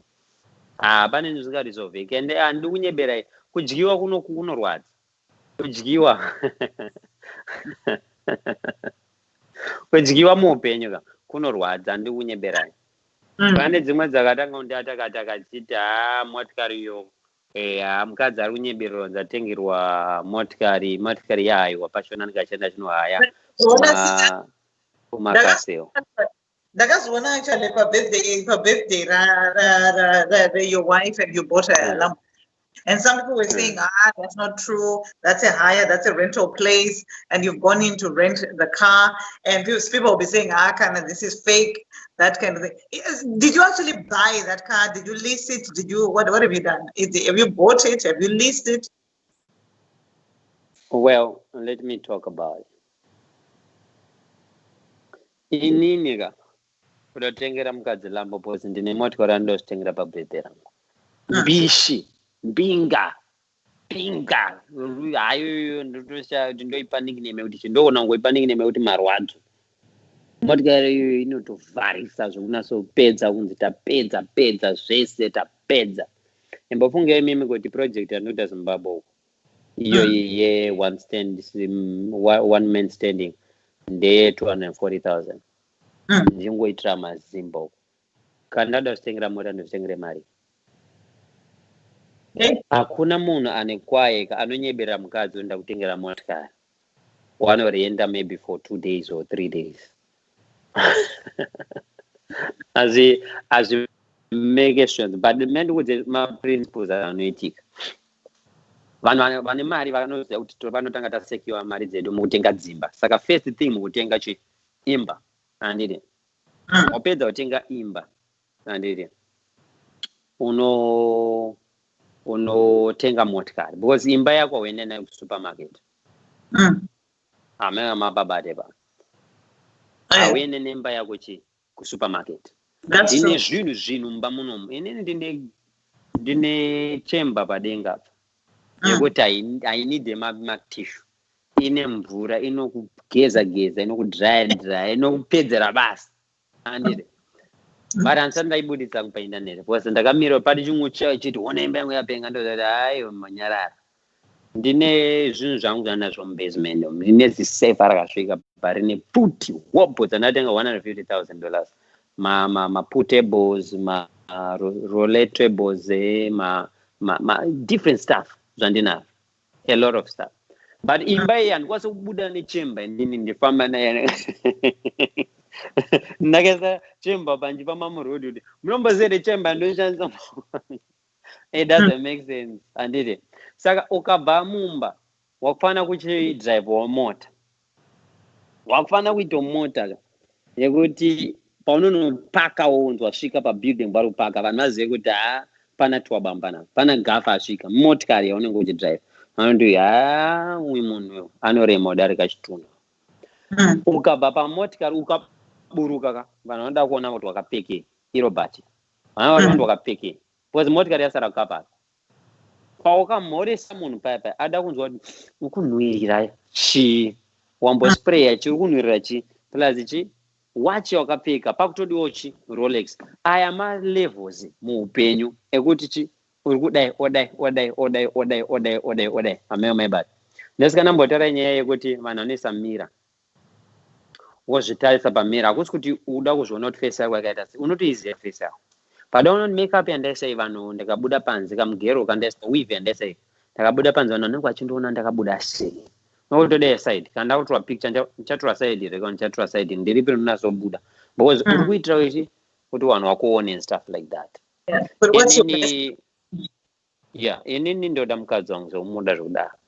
Zvamunozoona ndichimuitira paindaneti it's less than quarter yezvandomuitira. Ndomuitira zvinhu zvakawanda almost daily. Ndakatojamba day meme ndendajamba 3-4 days, but I always know ndodai even ndiri kunze ndiri kubasa ndiri kuSouth Africa ndine zvane ndichitomuitira ari kunoko opinda mumba so makazara maflowers and stuff. Akatombodeliver maruwa kubva kudhoko pesa mainhuwa maruwa mese muno ine ndiri kuSouth Africa mese maiswa mese everything. Ndakaisa salt ndine tab imwe Italian tab here makaiswa masauti machichichi zvese chichi everything. Massage lady anga arimo tine table massage padenga zvese zvirimo vandamisira gift pambeda. Inini ndiri kuSouth Africa ndikumitira nadasi handikazotanga kubuditsa painati one zvandaitira mukadzi wangu and stuff like that. Vanhu paunozoona inini ndakubuditsa namutengero motikari wo ndikutongonakirwa kuti ndi-inspire vanhuwo vechechi nevanhu vemunyika kutiwo vanhu vechikadzi ngavadiwe, vanhu vechikadzi ngaite so. Umwe munhu andakatotiwo maideas kuti ndinanda mari but mukadzi wangu ndakamutengera mazhanjewo ndodai anoseko ofarawo so. I'm inspiring people. In another words, I'm preaching without holding a Bible chiti iwe murume ida mukadzi, iwe mukadzi zvinonyepese kuvarume, vakadzi itai so varume wenyu. It's preaching yandofungidzira kuti ndeyakudhara. These days preach reality, not words written in the Bible. That's what I believe in. Saka instead yoti ndozoparidza ngoti no kana uchinamata zvirevo kuti wasungikana unokwanisa kupfeka hembe kati, unokwanisa kutenga motikari yako, unokwanisa kutenga kati, you just do it. Saka I think kuti vanhu vanozoda kuti mukadzi anyeberwa wanzi motikari atengerwa yafe, it's impossible. And zvinhu zvinoitika netime zvokuti vanhu vanongoramba vachingoona after 6 months, after 7 months, kusvika pachazoipawo kwavanenge apawo kana kuti akangoramba anayo for 10 years vanhu vanongoona kuti chi inenge iripo. But there is no need yekutoti ndingatozotange kunyebera vanhu kuti ndine chakati, ndine chikopokopo icho, ndine chimota icho, ndine chilambo icho. There's no need. I show less than what I have. I don't show what I have. I show less than what I have in case of protecting myself and stuff. I think to be honest with you, as we go ahead, the most important thing is that, you continue with this empowerment, isn't it? And so that, I know we spoke about the Kupusisa series. I think that's important. As I say, I will speak to your team so that, as you're saying, you show less than what you have. But if maybe 1, 2, 3, 4 people... Mari, ndine yakandofunga nikuona time yangu yapota obvious mama wasabvunza 2-3 questions but ndine munhu andawa surprise ane mari panapa manje live bana. Saka bvunzai muchipedza anoita mari and ndoda kuti vanhu vashare handiti vanhu vashiya ndoda kuti ndingoratidza vanhu kuti ndakada kushamisira pana chinotadza kushamisira but kuzoshamisira nekubuda mari hudofo unodarika kusatoenda kuchikoro. Unokwanisa kushamisira nekuti honai mari yangu kwete kuti hakuna munhu anoita zvakadaro, hakuna zvakadaro. Saka mati muda kupa someone today. Manje makapedza questions enyu ndakapindura pana ndoda kungotema ndikasina basa. Wow. Saka what do they have to do so that it knows what to do with the questions? Mimi pedza questions enyu. Ndoda kuti all right, inini rimwe question yamu yandoda kubvunza ndeyekuti vanhu garamba iwe final, when is it going to be? That's the next one. All right. Garamumba final. It was second week of July. And very Macheso is going to be the main face of it. Okay. Meno kana kuchitwa tuma face because wingi zibaba ku industry ye danso. Macheso zibapo ku industry sungura. Saka vese vari tumundu zvibaba nenge zviripo, then pane vamwe vanokwanisa kutaura nawo mazita avo because asatana so di, but it's going to be big. It's gonna be Garamumba final, second week of July. Kana lockdown inge yapera, because I believe it will pera first week of July. Kana ichinge yapera tichatsvagira numezita, but inoita kanyanya. Squibidi. I don't want to lie to people.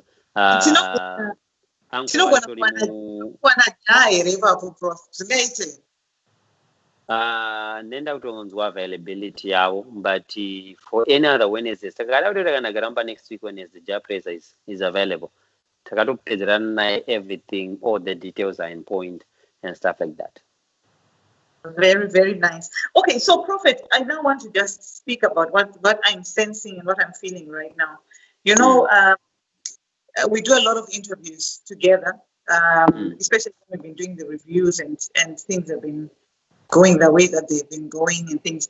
I don't think we've been in this kind of awkward situation like what is going on right now, where, you know, we are in the middle of an interview and then something that we have spoken about on the interview, on the platform, unsettles something else in the atmosphere. And so when now I guess I'm speaking to you more from a prophetic kind of space. And so when things like that happen, or, you know, like, you know, you start to get the comments, I probably don't have as much a thick skin as you do. But, you know, when things like that start to happen and people start to go into you and start to eat you, start to comment on you, start to speak your name, start to do all those things. What can you advise on things on that front? In life there is a gift, you know, the meekness.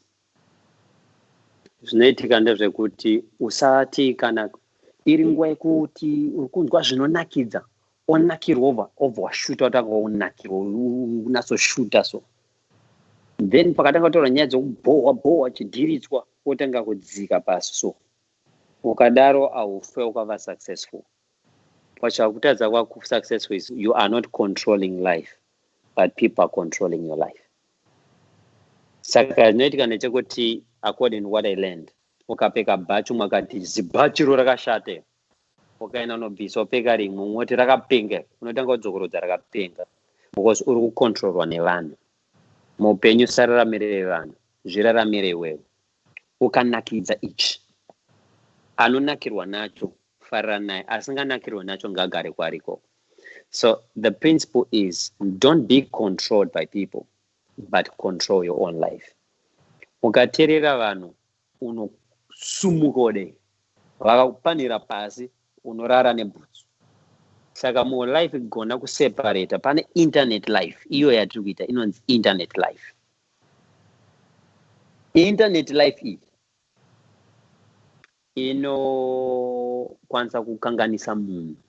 Do you know kuti ndakamboitirwa chimwe chistory chainzi ndikudanana madam boss munhu wacho ndakatochita ndomuziyani kwasota sarati hanzi ndoda namadam boss mba patobuda pachinzi palika matext avo aisameka sure aisameka sense because time dzekuamerica nedzeku dzakasiyana ne6 hours saka chat yacho dzaitaurwa dzaitenga yari kumuka kuindi ndichimuka kunoku and stuff like that pakanyorwa nzi mytt papanzi prophet ndichitonyora ipapo prophet pacho njekachekacha papaiswa picture umwe munhu anenge mukarad achinzi prophet pacho apo alikisa picture wo chipapo and stuff like that ndakatoseka ndakatosendera imwe timu yangu kuti one article because inyaya dzepainternet ukaona wakumuvwa nenyaya dzepama-newspaper nenyaya dzepama-internet you will never go anywhere in life. Chinokutadzisa kuti usumuke muupenyu ndechekuti you are not controlling your own life, people are controlling your life.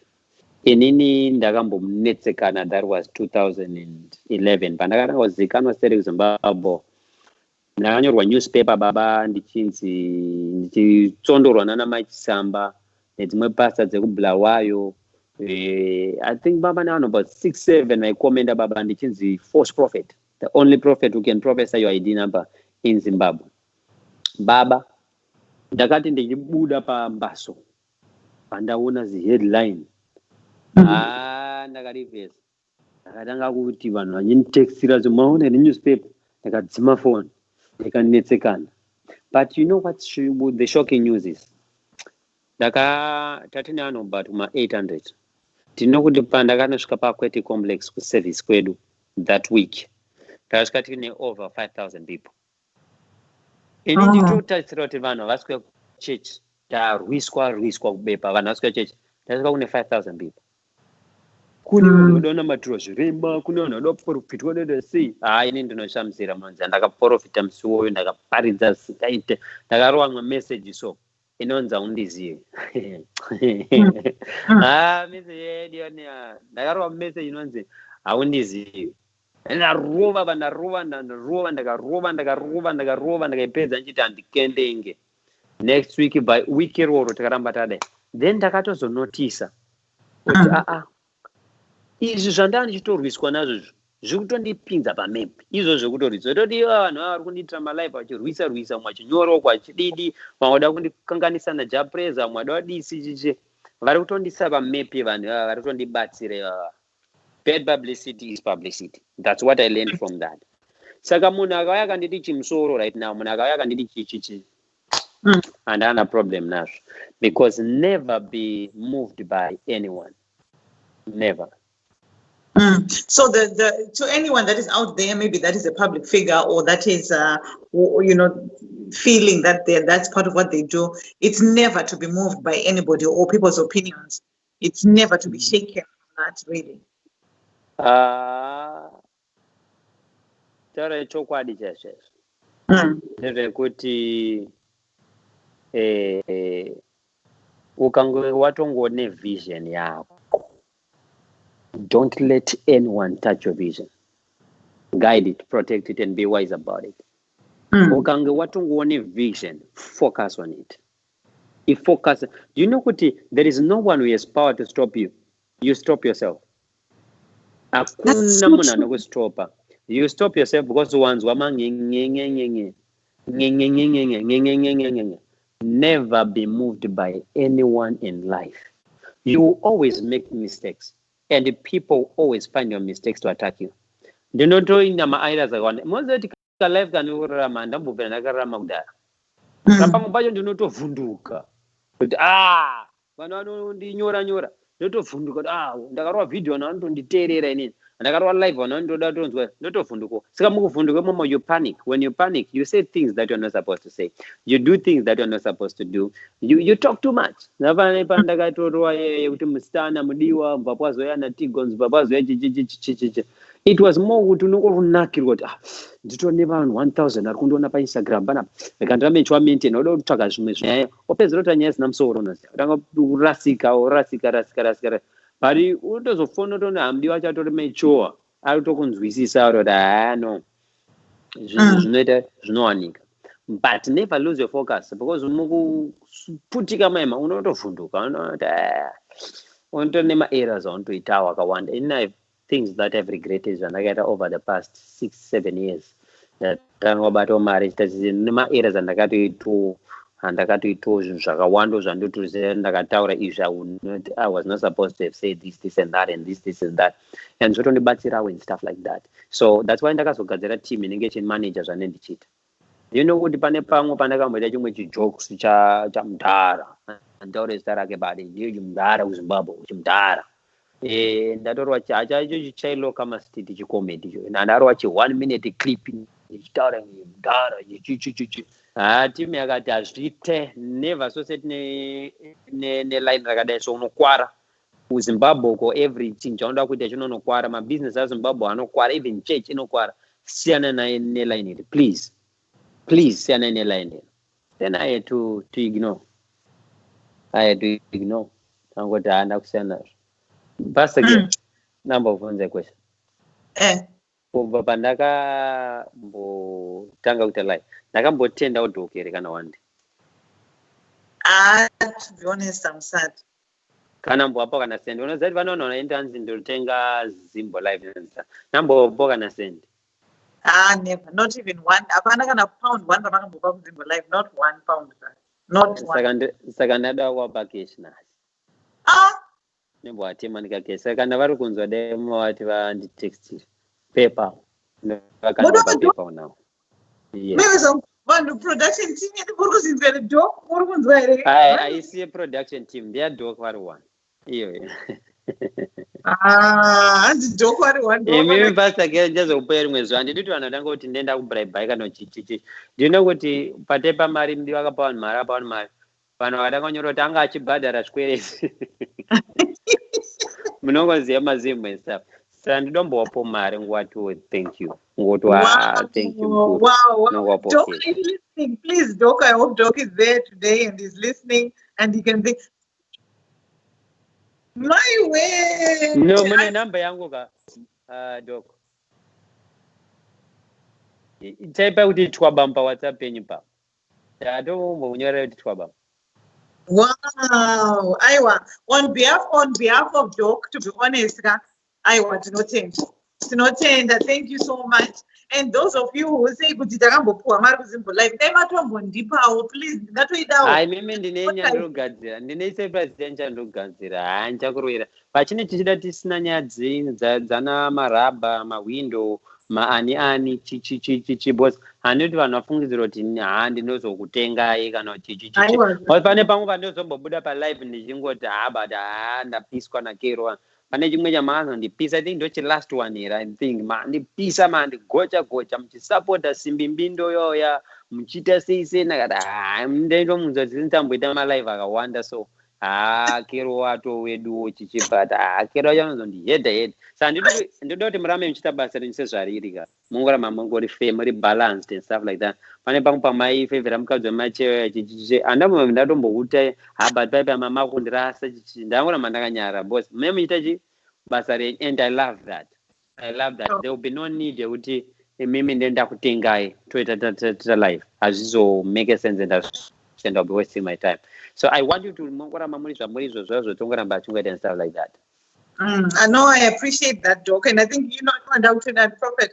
Sometimes it's a very difficult position to be in, isn't it? Because obviously, with the regular interviews and things like that, people sometimes can have that impression. But obviously, we've got a series that we are running, and it's important that we keep that neutral position going. But it's not really about me today. I just want to appreciate Zamaita for Doc. He's really behind the scenes in Zimbo Live TV, and he's our rock within Zimbo Live TV. People don't even know him, but he might as on behalf of that. But because Prophet, please give me after show. I'm behind the guy. I'm behind the scene guy. Sanzoti ndakasavapa now vanazoti ndarwa chikribide. Mwaziva mazimba ka. Aiwa vape so. Gavato Doc ngatsvagwa izvozvo mukwanise kupuhwa mari yenyu izvozvo. Inini I don't want anything of you, Prophet, until tapedza basa redu kana paine zvakarongwa naMwari zvichaitika hazvo. But as for now, chibonisei ndakadaro kuitira kuti ndikwanise kuwana simba rekumbokubhomorai once in a while kana mauya rombokurayo zvibhakira But panotomborwana zvibhakira angoita tunhu so chichi. Aiwa, you know zvibhakira hazisi zvibhakira zvokuti pabude ropa but zvibhakira pekuti chokwadi chibude.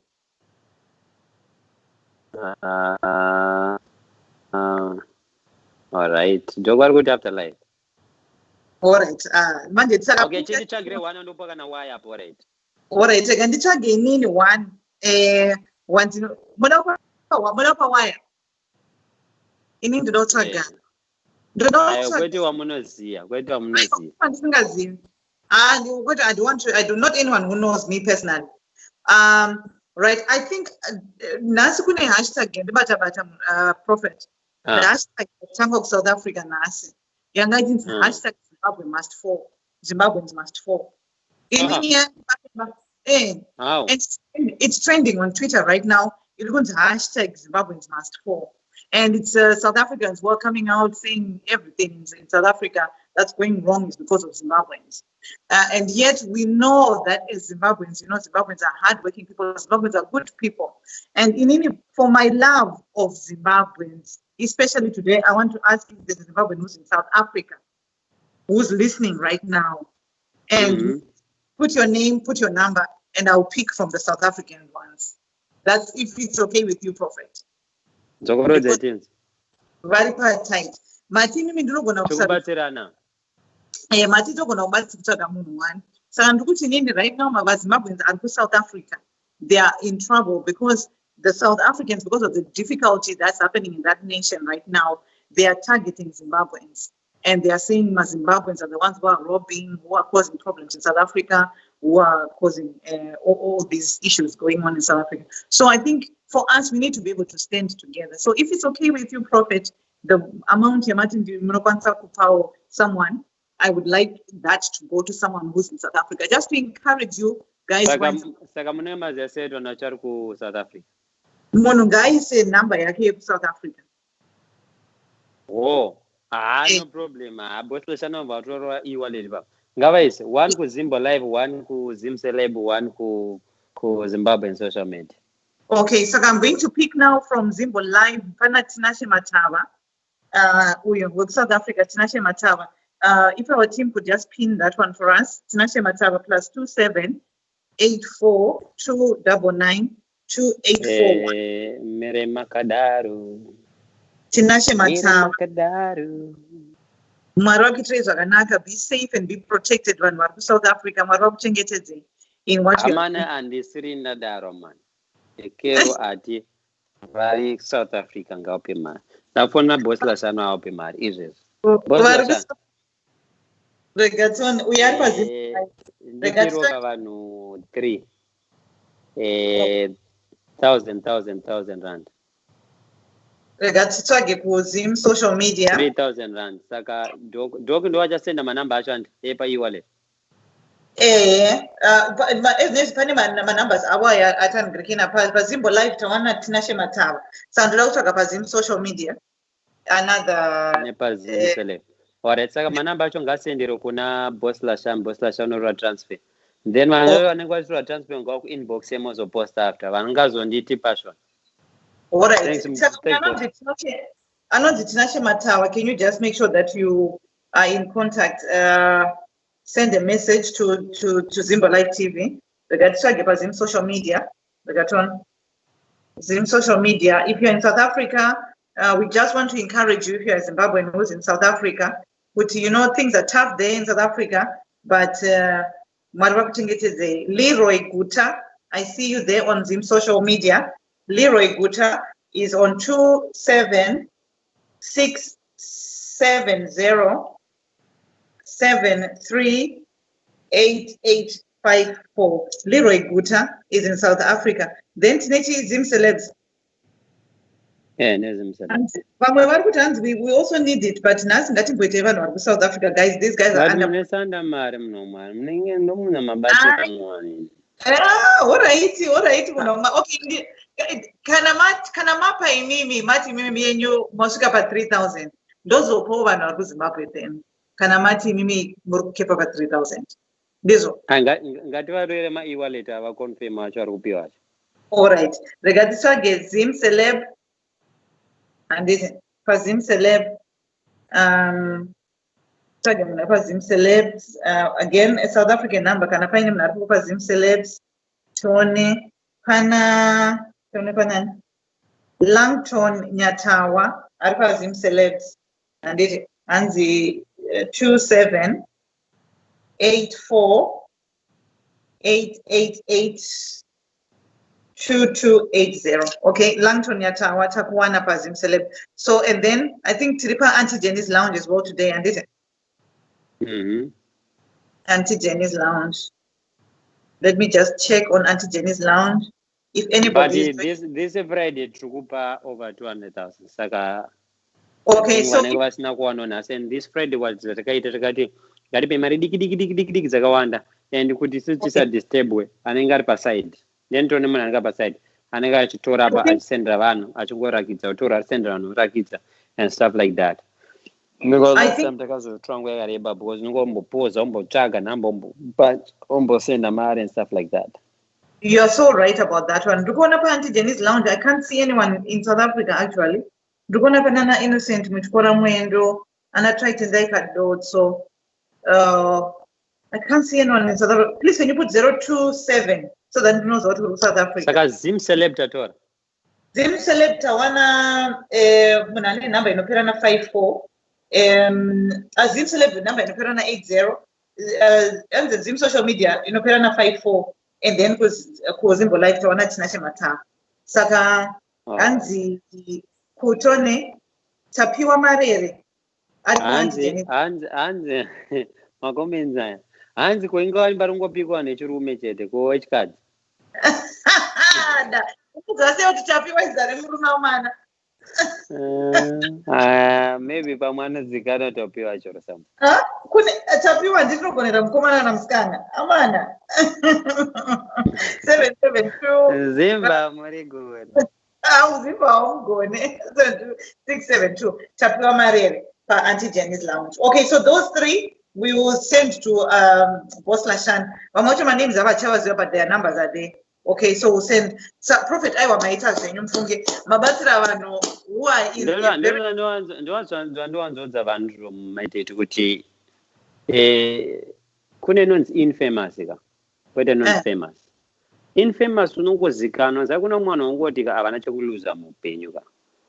Mwana unonga itongoza kuti ndongofa anytime from now ndongofa anytime ndonongogunduka.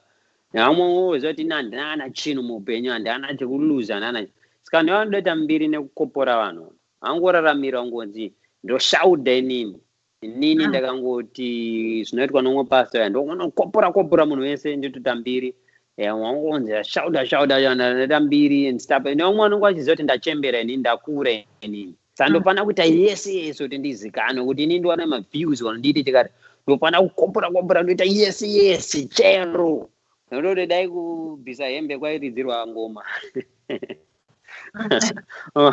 nai mafacebook aisa bloka munhu anenge abvisa hembe ndokutora kuti vamwana vaibuda vakashama apa nekutsvaga mbiri nekutsvaga maviews but in life ka build integrity ita zvinhu zvekuti after 5 years aunyare kuti amana zvandaita paipai amana zvaiitira mane and stuff like that hazvizoite saka inini it's my encouragement to all Zimbabweans and all people that are here. It's easy to build life. Work hard. Shanda. Iva baba tapa ma chano wana ausitena bazoti wana kuZimbabwe chii Mbona kuincrease ere budget yentipa wana kuZimbabwe mera ndifona kuZimbabwe ndizoziya ngba boss Lashan perfect vapedza kwese mera ndinzo mudiwo ndanogarani ma ndianosendera kuZimbabwe and stuff Modi ndiri live saka zvikuitika nekuti ndauda kupedza but toda kungosiya tangopa vanhu mari muchana ani makanipa trademark rairi kuti twaba muteki mamani and necho chefriday saka zvoitika nekuti ndapa dok ndine mari andikupa dok pafriday but dok munhu ari behind the scenes haadi kuzikanwa zvikuitika saka saka vati musanaunce ndobva ndazoti ndakupawo vari kuona mbichana saka pane vapiwa 4 vapiwa kuSouth Africa wo saka pane vari kuzimbabwe ati kweisusu mana auno kana matransfer mukwanisa kuita vanhu 4 chete 400 mende kuseva loud inzwe wadini unokaseta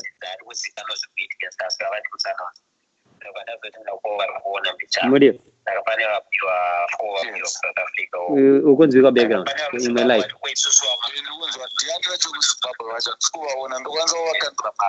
alright dok vanokusendera manamba acho muchakupa namba yakero neya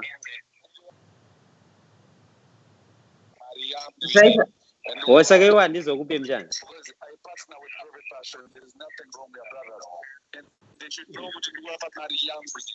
saka mudiwa ati ari kuwapa yake direct saka mudiwa kuti saka michitore manamba acho kuzimbabwe Okay. senda kunamba We're going for one person at Zimbabwe on each platform. Okay. So we're starting with Zimbo Live, Zimbo Live, Munaru Zimbabwe, Ndulakona. Enzo. Ayo Mudio ukapedza kutransfer andika. Ukapedza kutransfer unosendera draw kuma proof of payment. Draw kwachazoposta pama platform.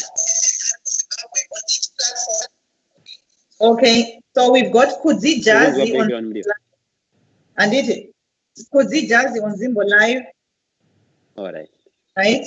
0026. Kamudi wa kusendera ku Zimbabwe now. Ngavaise manamba. Vari ku Zimbabwe 7799636684. Okay, so Kudzi Jazzy. Okay. Let me see. Okay, and then we are going to go. So that's it on Zimbo Live. Tatora Kudzi Jazzy. Saka imi chipa Zimbabwe cash tola zata pesa chi live yacho.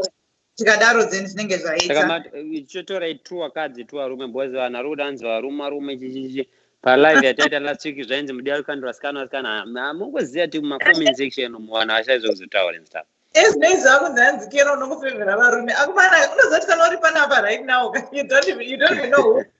It's you are on a hot seat. Hot seat, right? Tapa Antigenis Lounge. I can see Faith Jekete Chimbira. Okay, and Faith Jekete Chimbira, right? And is on 0026371207489. Okay, Faith Jekete, Maita and you prophet Faith Jekete Chimbira. You'll be getting your transfer there from Mudiwa Hood. And then let's just see on Zim. Please, no vesa kurero ma e-wallet na kutono money ngikini vasende ma proof mozo posta. Poza nana go from the dish company and stuff like that. All right, can you send us your proof? Once your money comes in, please send us your proof so that we can be able to send that. Now Tapa Zim Celebs, right? For Zim Celebs Dopadava now, we're looking for somebody in Zimbabwe.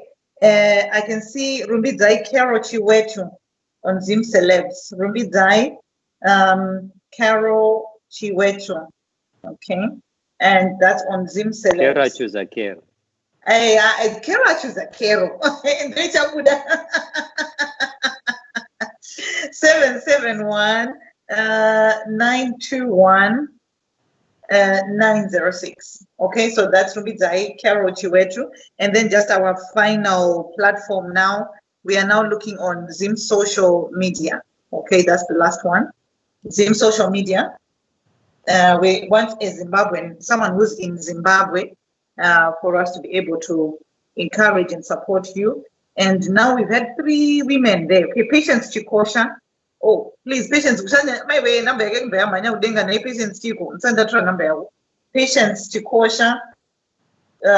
Okay, and Patience is on 0026377229511. Okay.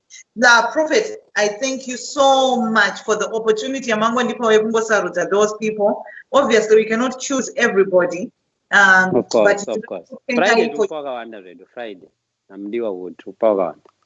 Okay, so obviously today that was not on the plan, Prof, and I know I kind of put you in that corner.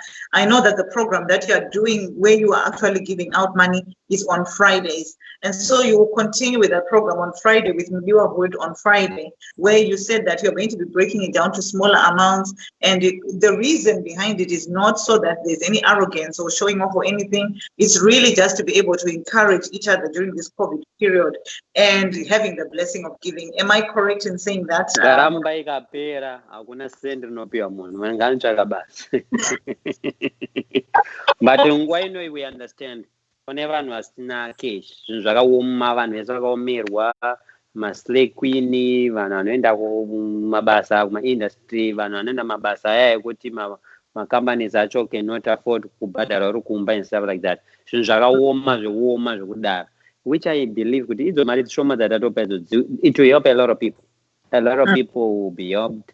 Handizoti nyama inoita mari inopfidha family yeso Zimbabwe, but umwe munhu akwanisa kutenga nyama nechingwa nemazai otozonzi 2 days 3 days maybe atodyawo and stuff like that. I saw data akono malive ananashi anangoda ana bosti and stuff like that, which is always a blessing.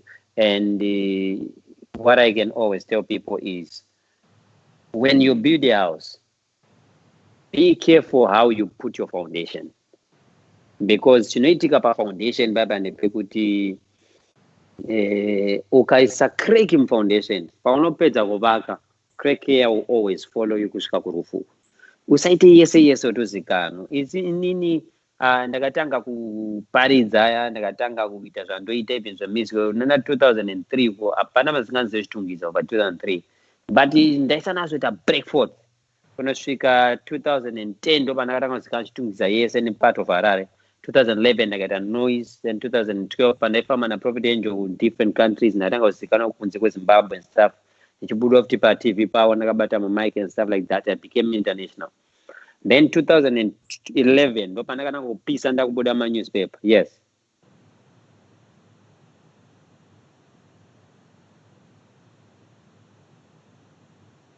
Okay. I'll send you the I'll send the number. Yeah, because vanhu vari Zimbabwe vafana kupiwa fast, South Africa vari kutosendwa kune basa ra1 kuZimbabwe. Okay, so we are taura yenyu Prof while I send these numbers to Mdiwa. So 2012 ndo pandakasangana nazozikanwa, ndakubudiswa mapepa 2011 2012 ndakubuda mapepa ndakuita sei ndo pandakatanga kuti chechi yangu ndega ndabuda kwebrother yangu Apostle Java and stuff. But you find out kuti pese pandabuilda papa handakumbobvira ndakabuda nenyaya yekuti ane mukadzi abatwa nemukadzi womunhu, abatwa achiba, anga achirovana navanhu zvibhakera, anga achiita sei zvimabororo zvinongobuda kumapasta uko kana unobuda kumusic chichi.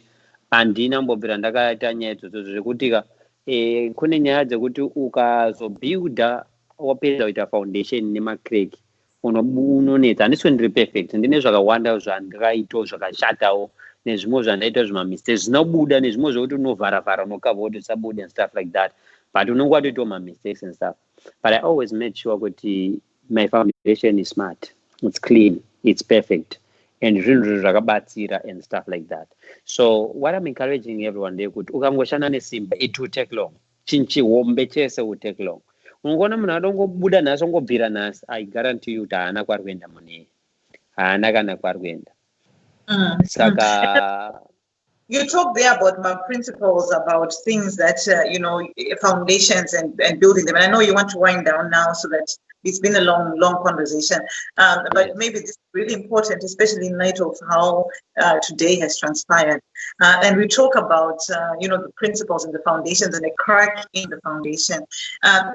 So really, Prophet, in your foundations, has there ever been any time where you've had any nude pictures, where you've had any, sort of sexual immorality, where you've been with other women, where, those kind of things can come out and, they could be hidden in the background or anything like that?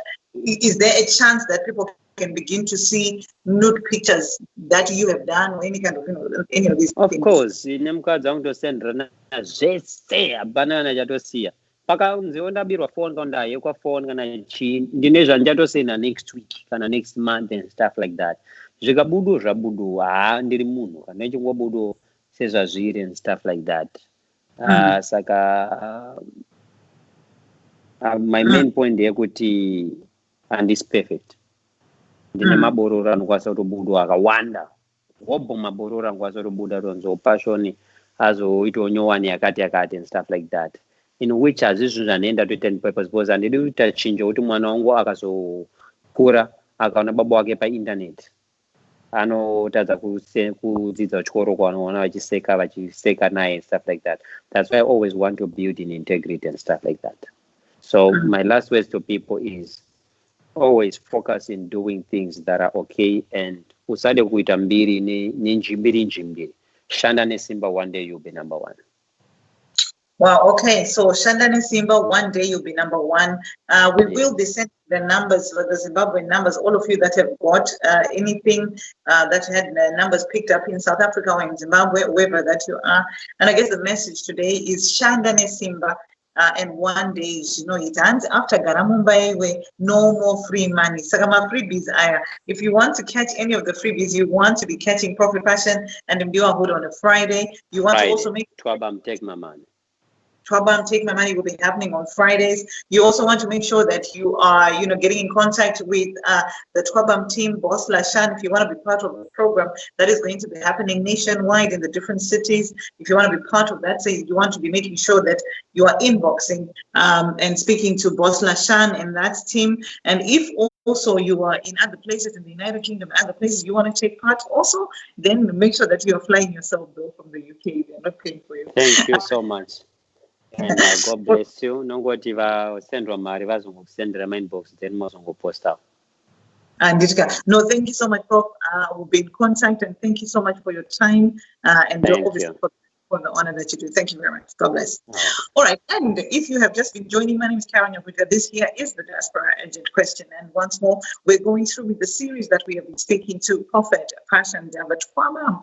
And of course, he is the man of the season. And of course, we've been speaking to him there with regards to various issues that have been happening on these Facebook streets, alongside the philanthropic work that they are doing as a team, the Garambai issues and all other issues that were involved on this program today. And I think the message that has been coming out today is obviously to do with having that tenacity to continue to work, which is and things will be coming out from there. I want to also encourage you to tell Kuti, if you are on Instagram, that you do follow Carole Nyakuja on Instagram, that also you do go and subscribe Carole Nyakuja on YouTube. And I also want to encourage you to follow Profit Passion Java on Instagram. And to all of our sponsors that have been sponsoring the program today, send it to. We want to just thank you and appreciate you. We appreciate you, GI Glow. And GI Glow did a very, very good job with solar systems. I know I used them and they really were useful for my father. They put in solar. So those of you that are looking for solar systems in Zimbabwe, now, personally, I used those guys and for my father, and they were really good. Their number is on the screen, so you can be able to contact them. I think they've got terms for their different packages that they do. So it's really useful for whatever we do. Let's not forget our family and our and whatever else happens. But let's find ways to be able to come back together.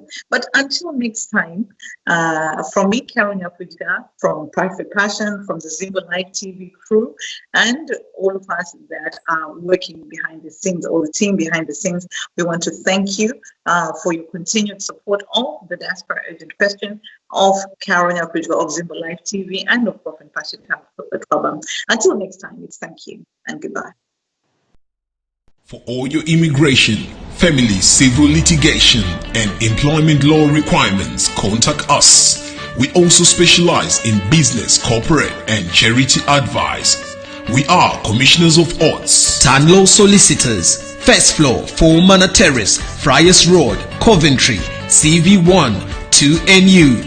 Or call us on +44 2477 632 323. Tanlo Solicitors. Ndipe mari yangu ndati ndipe mari yangu ndachotamba nonda mari yangu urozvinzwa andisomboda hangu apa ndizonondira mvura ri $10 ndarambo pa mari yako rini iwe ndakakubvira rini chikubvira kuti 17 akwana chini pa mari yangu kubvira rini pa mari yako kanewe saka chikonetsa chi Iwe wakandiudza kuti watumirwa mari, saka chikunetsa chii kuti utore mari? Ndakatumirwa but haisi kutoreka zvokumhanya. Ndane 3 days kunoita. 3 days ndichienda kunotora mari yako but first day ndakasvika zvikanzi nhamba yavanhu yakwana. The second day ndikanzi mari yapera. Iwe saka urifunga kuti tuma statement tokota kutaura uri kudza mwana mudiki? Asi ma statement. Iwe ndakatumirwa mari, ndakaikollecta pagate up. Yako iri kuramba sei kusvika? Yako runetsa sei? Kana ukatumirwa locally nini zvangu zviri different ndotumirwa padiaspora. Saka ingagosiwa pagate. Akudzoti yangu yakabva locally ndiani? Andina hama dziri kudiaspora. Mari yangu ndakaitumirwa nasisi wangu kuLondon, ndo vakatondipa mari iyo, vakatonitumira mari iyo. Ndakasvikoisirwa pagate neSend to kuita home deliveries. Urunzwa? Home delivery. Kuti ungotumirwa mari yako yotosvika pagate apo wotosainira mari yako, obvapiwa ne-t-shirt pamusoro. Saka kuti ndakaiona upi? Tokwakaona t-shirt. T-shirt asigonyeta akushanda kuSend to kandani neconnection. Munoda zvikwereta samunzvizi vari kuita home deliveries as long as uchigara muHarare, Bulawayo kana Chitungwiza vari kuita home deliveries as long as futi watumirwa $100 and above. Iwe ndudza kuti 3 days uchifambira mari vari kuita home deliveries kuti uende utongonosainira mari yako obva watopiwa ne-t-shirt. Kana vachiita home delivery inangu handizoti mari yangu isvika yakashota. Inosvika yakashota uta sei? Delivery kanti hakuna mari inosvika yakashota. Iwe ari kukutumira mari yei ndanongobatirwa 499. Iwe wakatumirwa 150 unongotorera 150. Wakatumirwa 200 unongotorera 200. Chete saka macharges ese anenge ari kuna sendazve saka next time tatashandise send. Next time kuti iwe rikola mari ini ndongorikola mari ndindaitumira mariko anetsa muZimbabwe ese ngori riko kuti handiziri ndatumira ndichaudza iye atumira kuti saka chiudza akutumira wacho arikole mari okuisira pasenditu.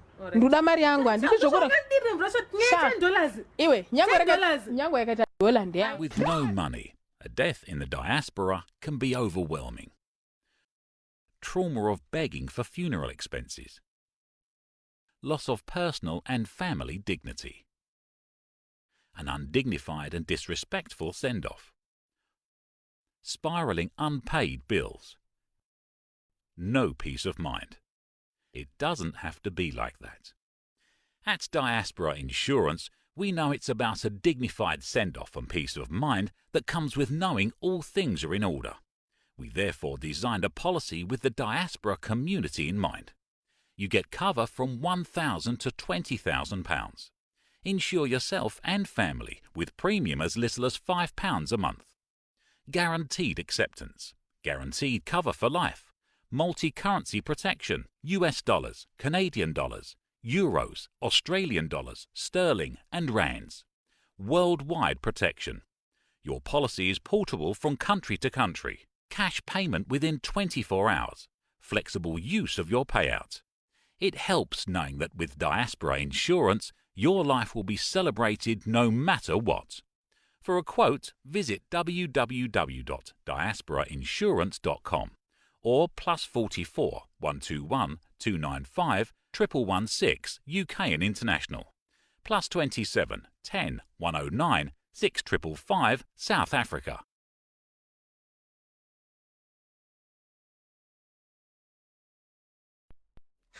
I guess you forgot. It's Mom's birthday today. No problem. I'll just send her the money on the World Remit app. 3 taps, 1, 2, 3, and it is sent. She's already called me. Happy birthday, Mum. Thank you, darling. And I just got the money you sent through World Remit. I can't believe you remembered. Oh, come on, me forget.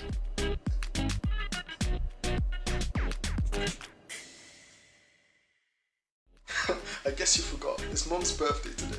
No problem. I'll just send her the money on the World Remit app. 3 taps, 1, 2, 3, and it is sent.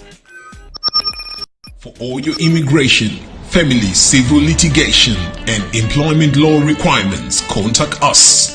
We also specialize in business, corporate, and charity advice. We are Commissioners of Odds. Tanlo Solicitors, First Floor, 4 Manor Terrace, Friars Road, Coventry, CV1 2NU. Or call us on +44 24 77 632 323. Tanlo Solicitors. Sending groceries from the diaspora to Zimbabwe has never been this easy. Imagine Imagine if all you had to do was click a button from the comfort of your home. Whether you're in the UK, Canada, New Zealand, Australia, the US, Ireland, Germany, or South Africa, simply go to zimmegastore.com and shop away. Pay via credit or debit card, PayPal, or if you're in New Zealand or in Australia, use Afterpay. Now you can tell your loved ones in Zimbabwe to expect the delivery on that day or the very next.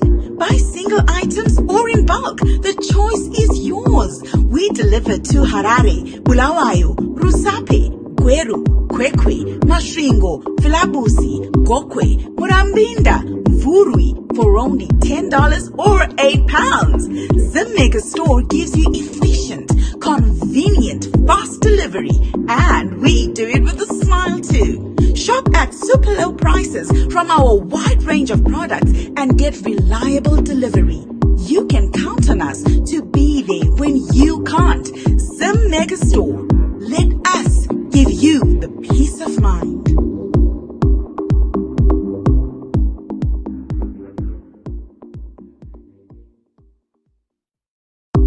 Sending groceries from the diaspora to Zimbabwe has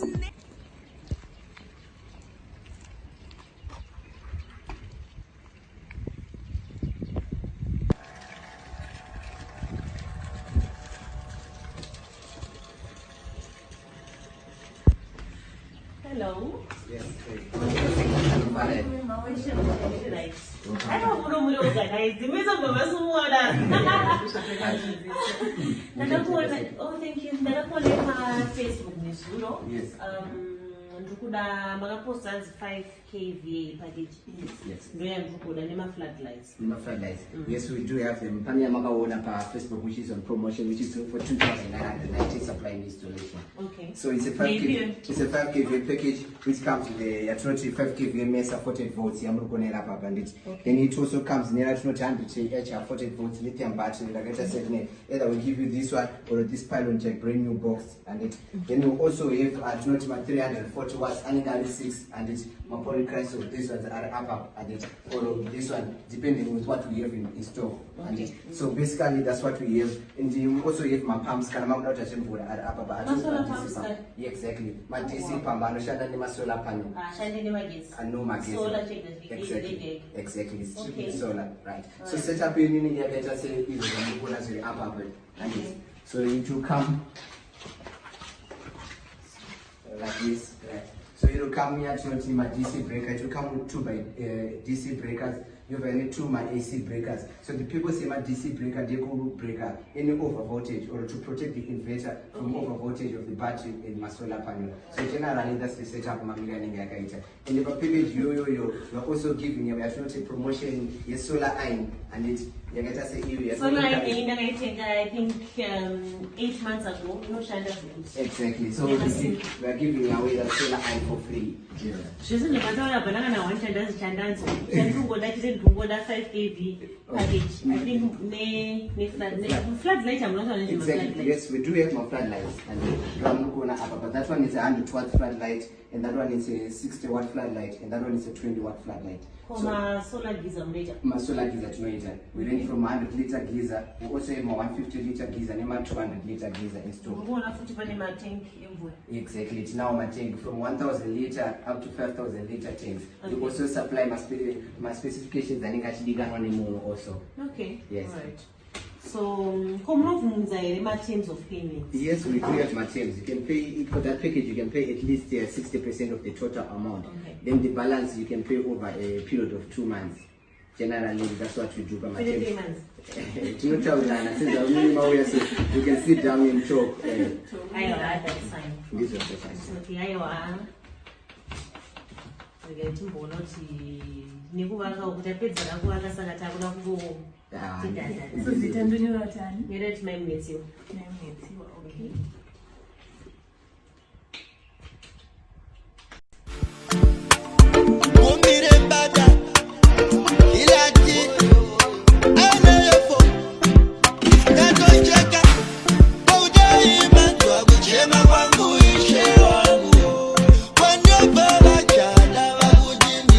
Okay, Zira yatinofamba tenzi ine minzwa inobaya.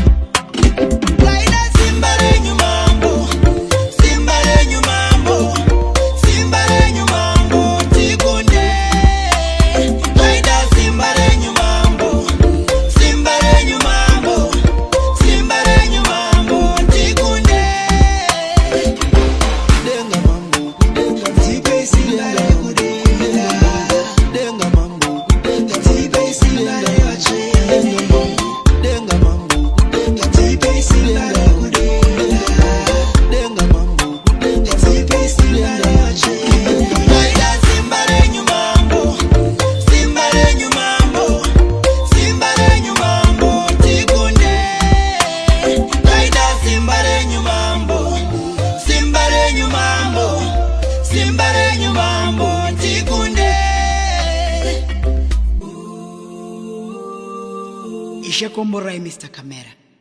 Amen.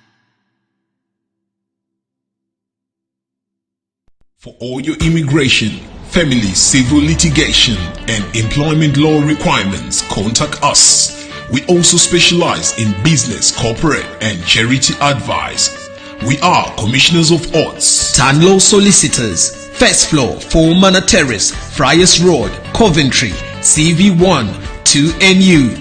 Or call us on +44 2477 632 323. Tanlo Solicitors. For all your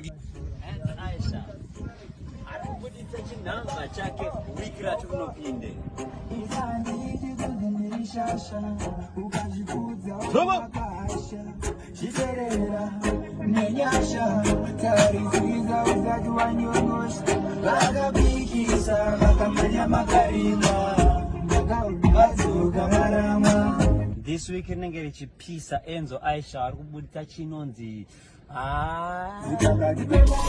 It's news time. This is Zimbo Live TV. Breaking news.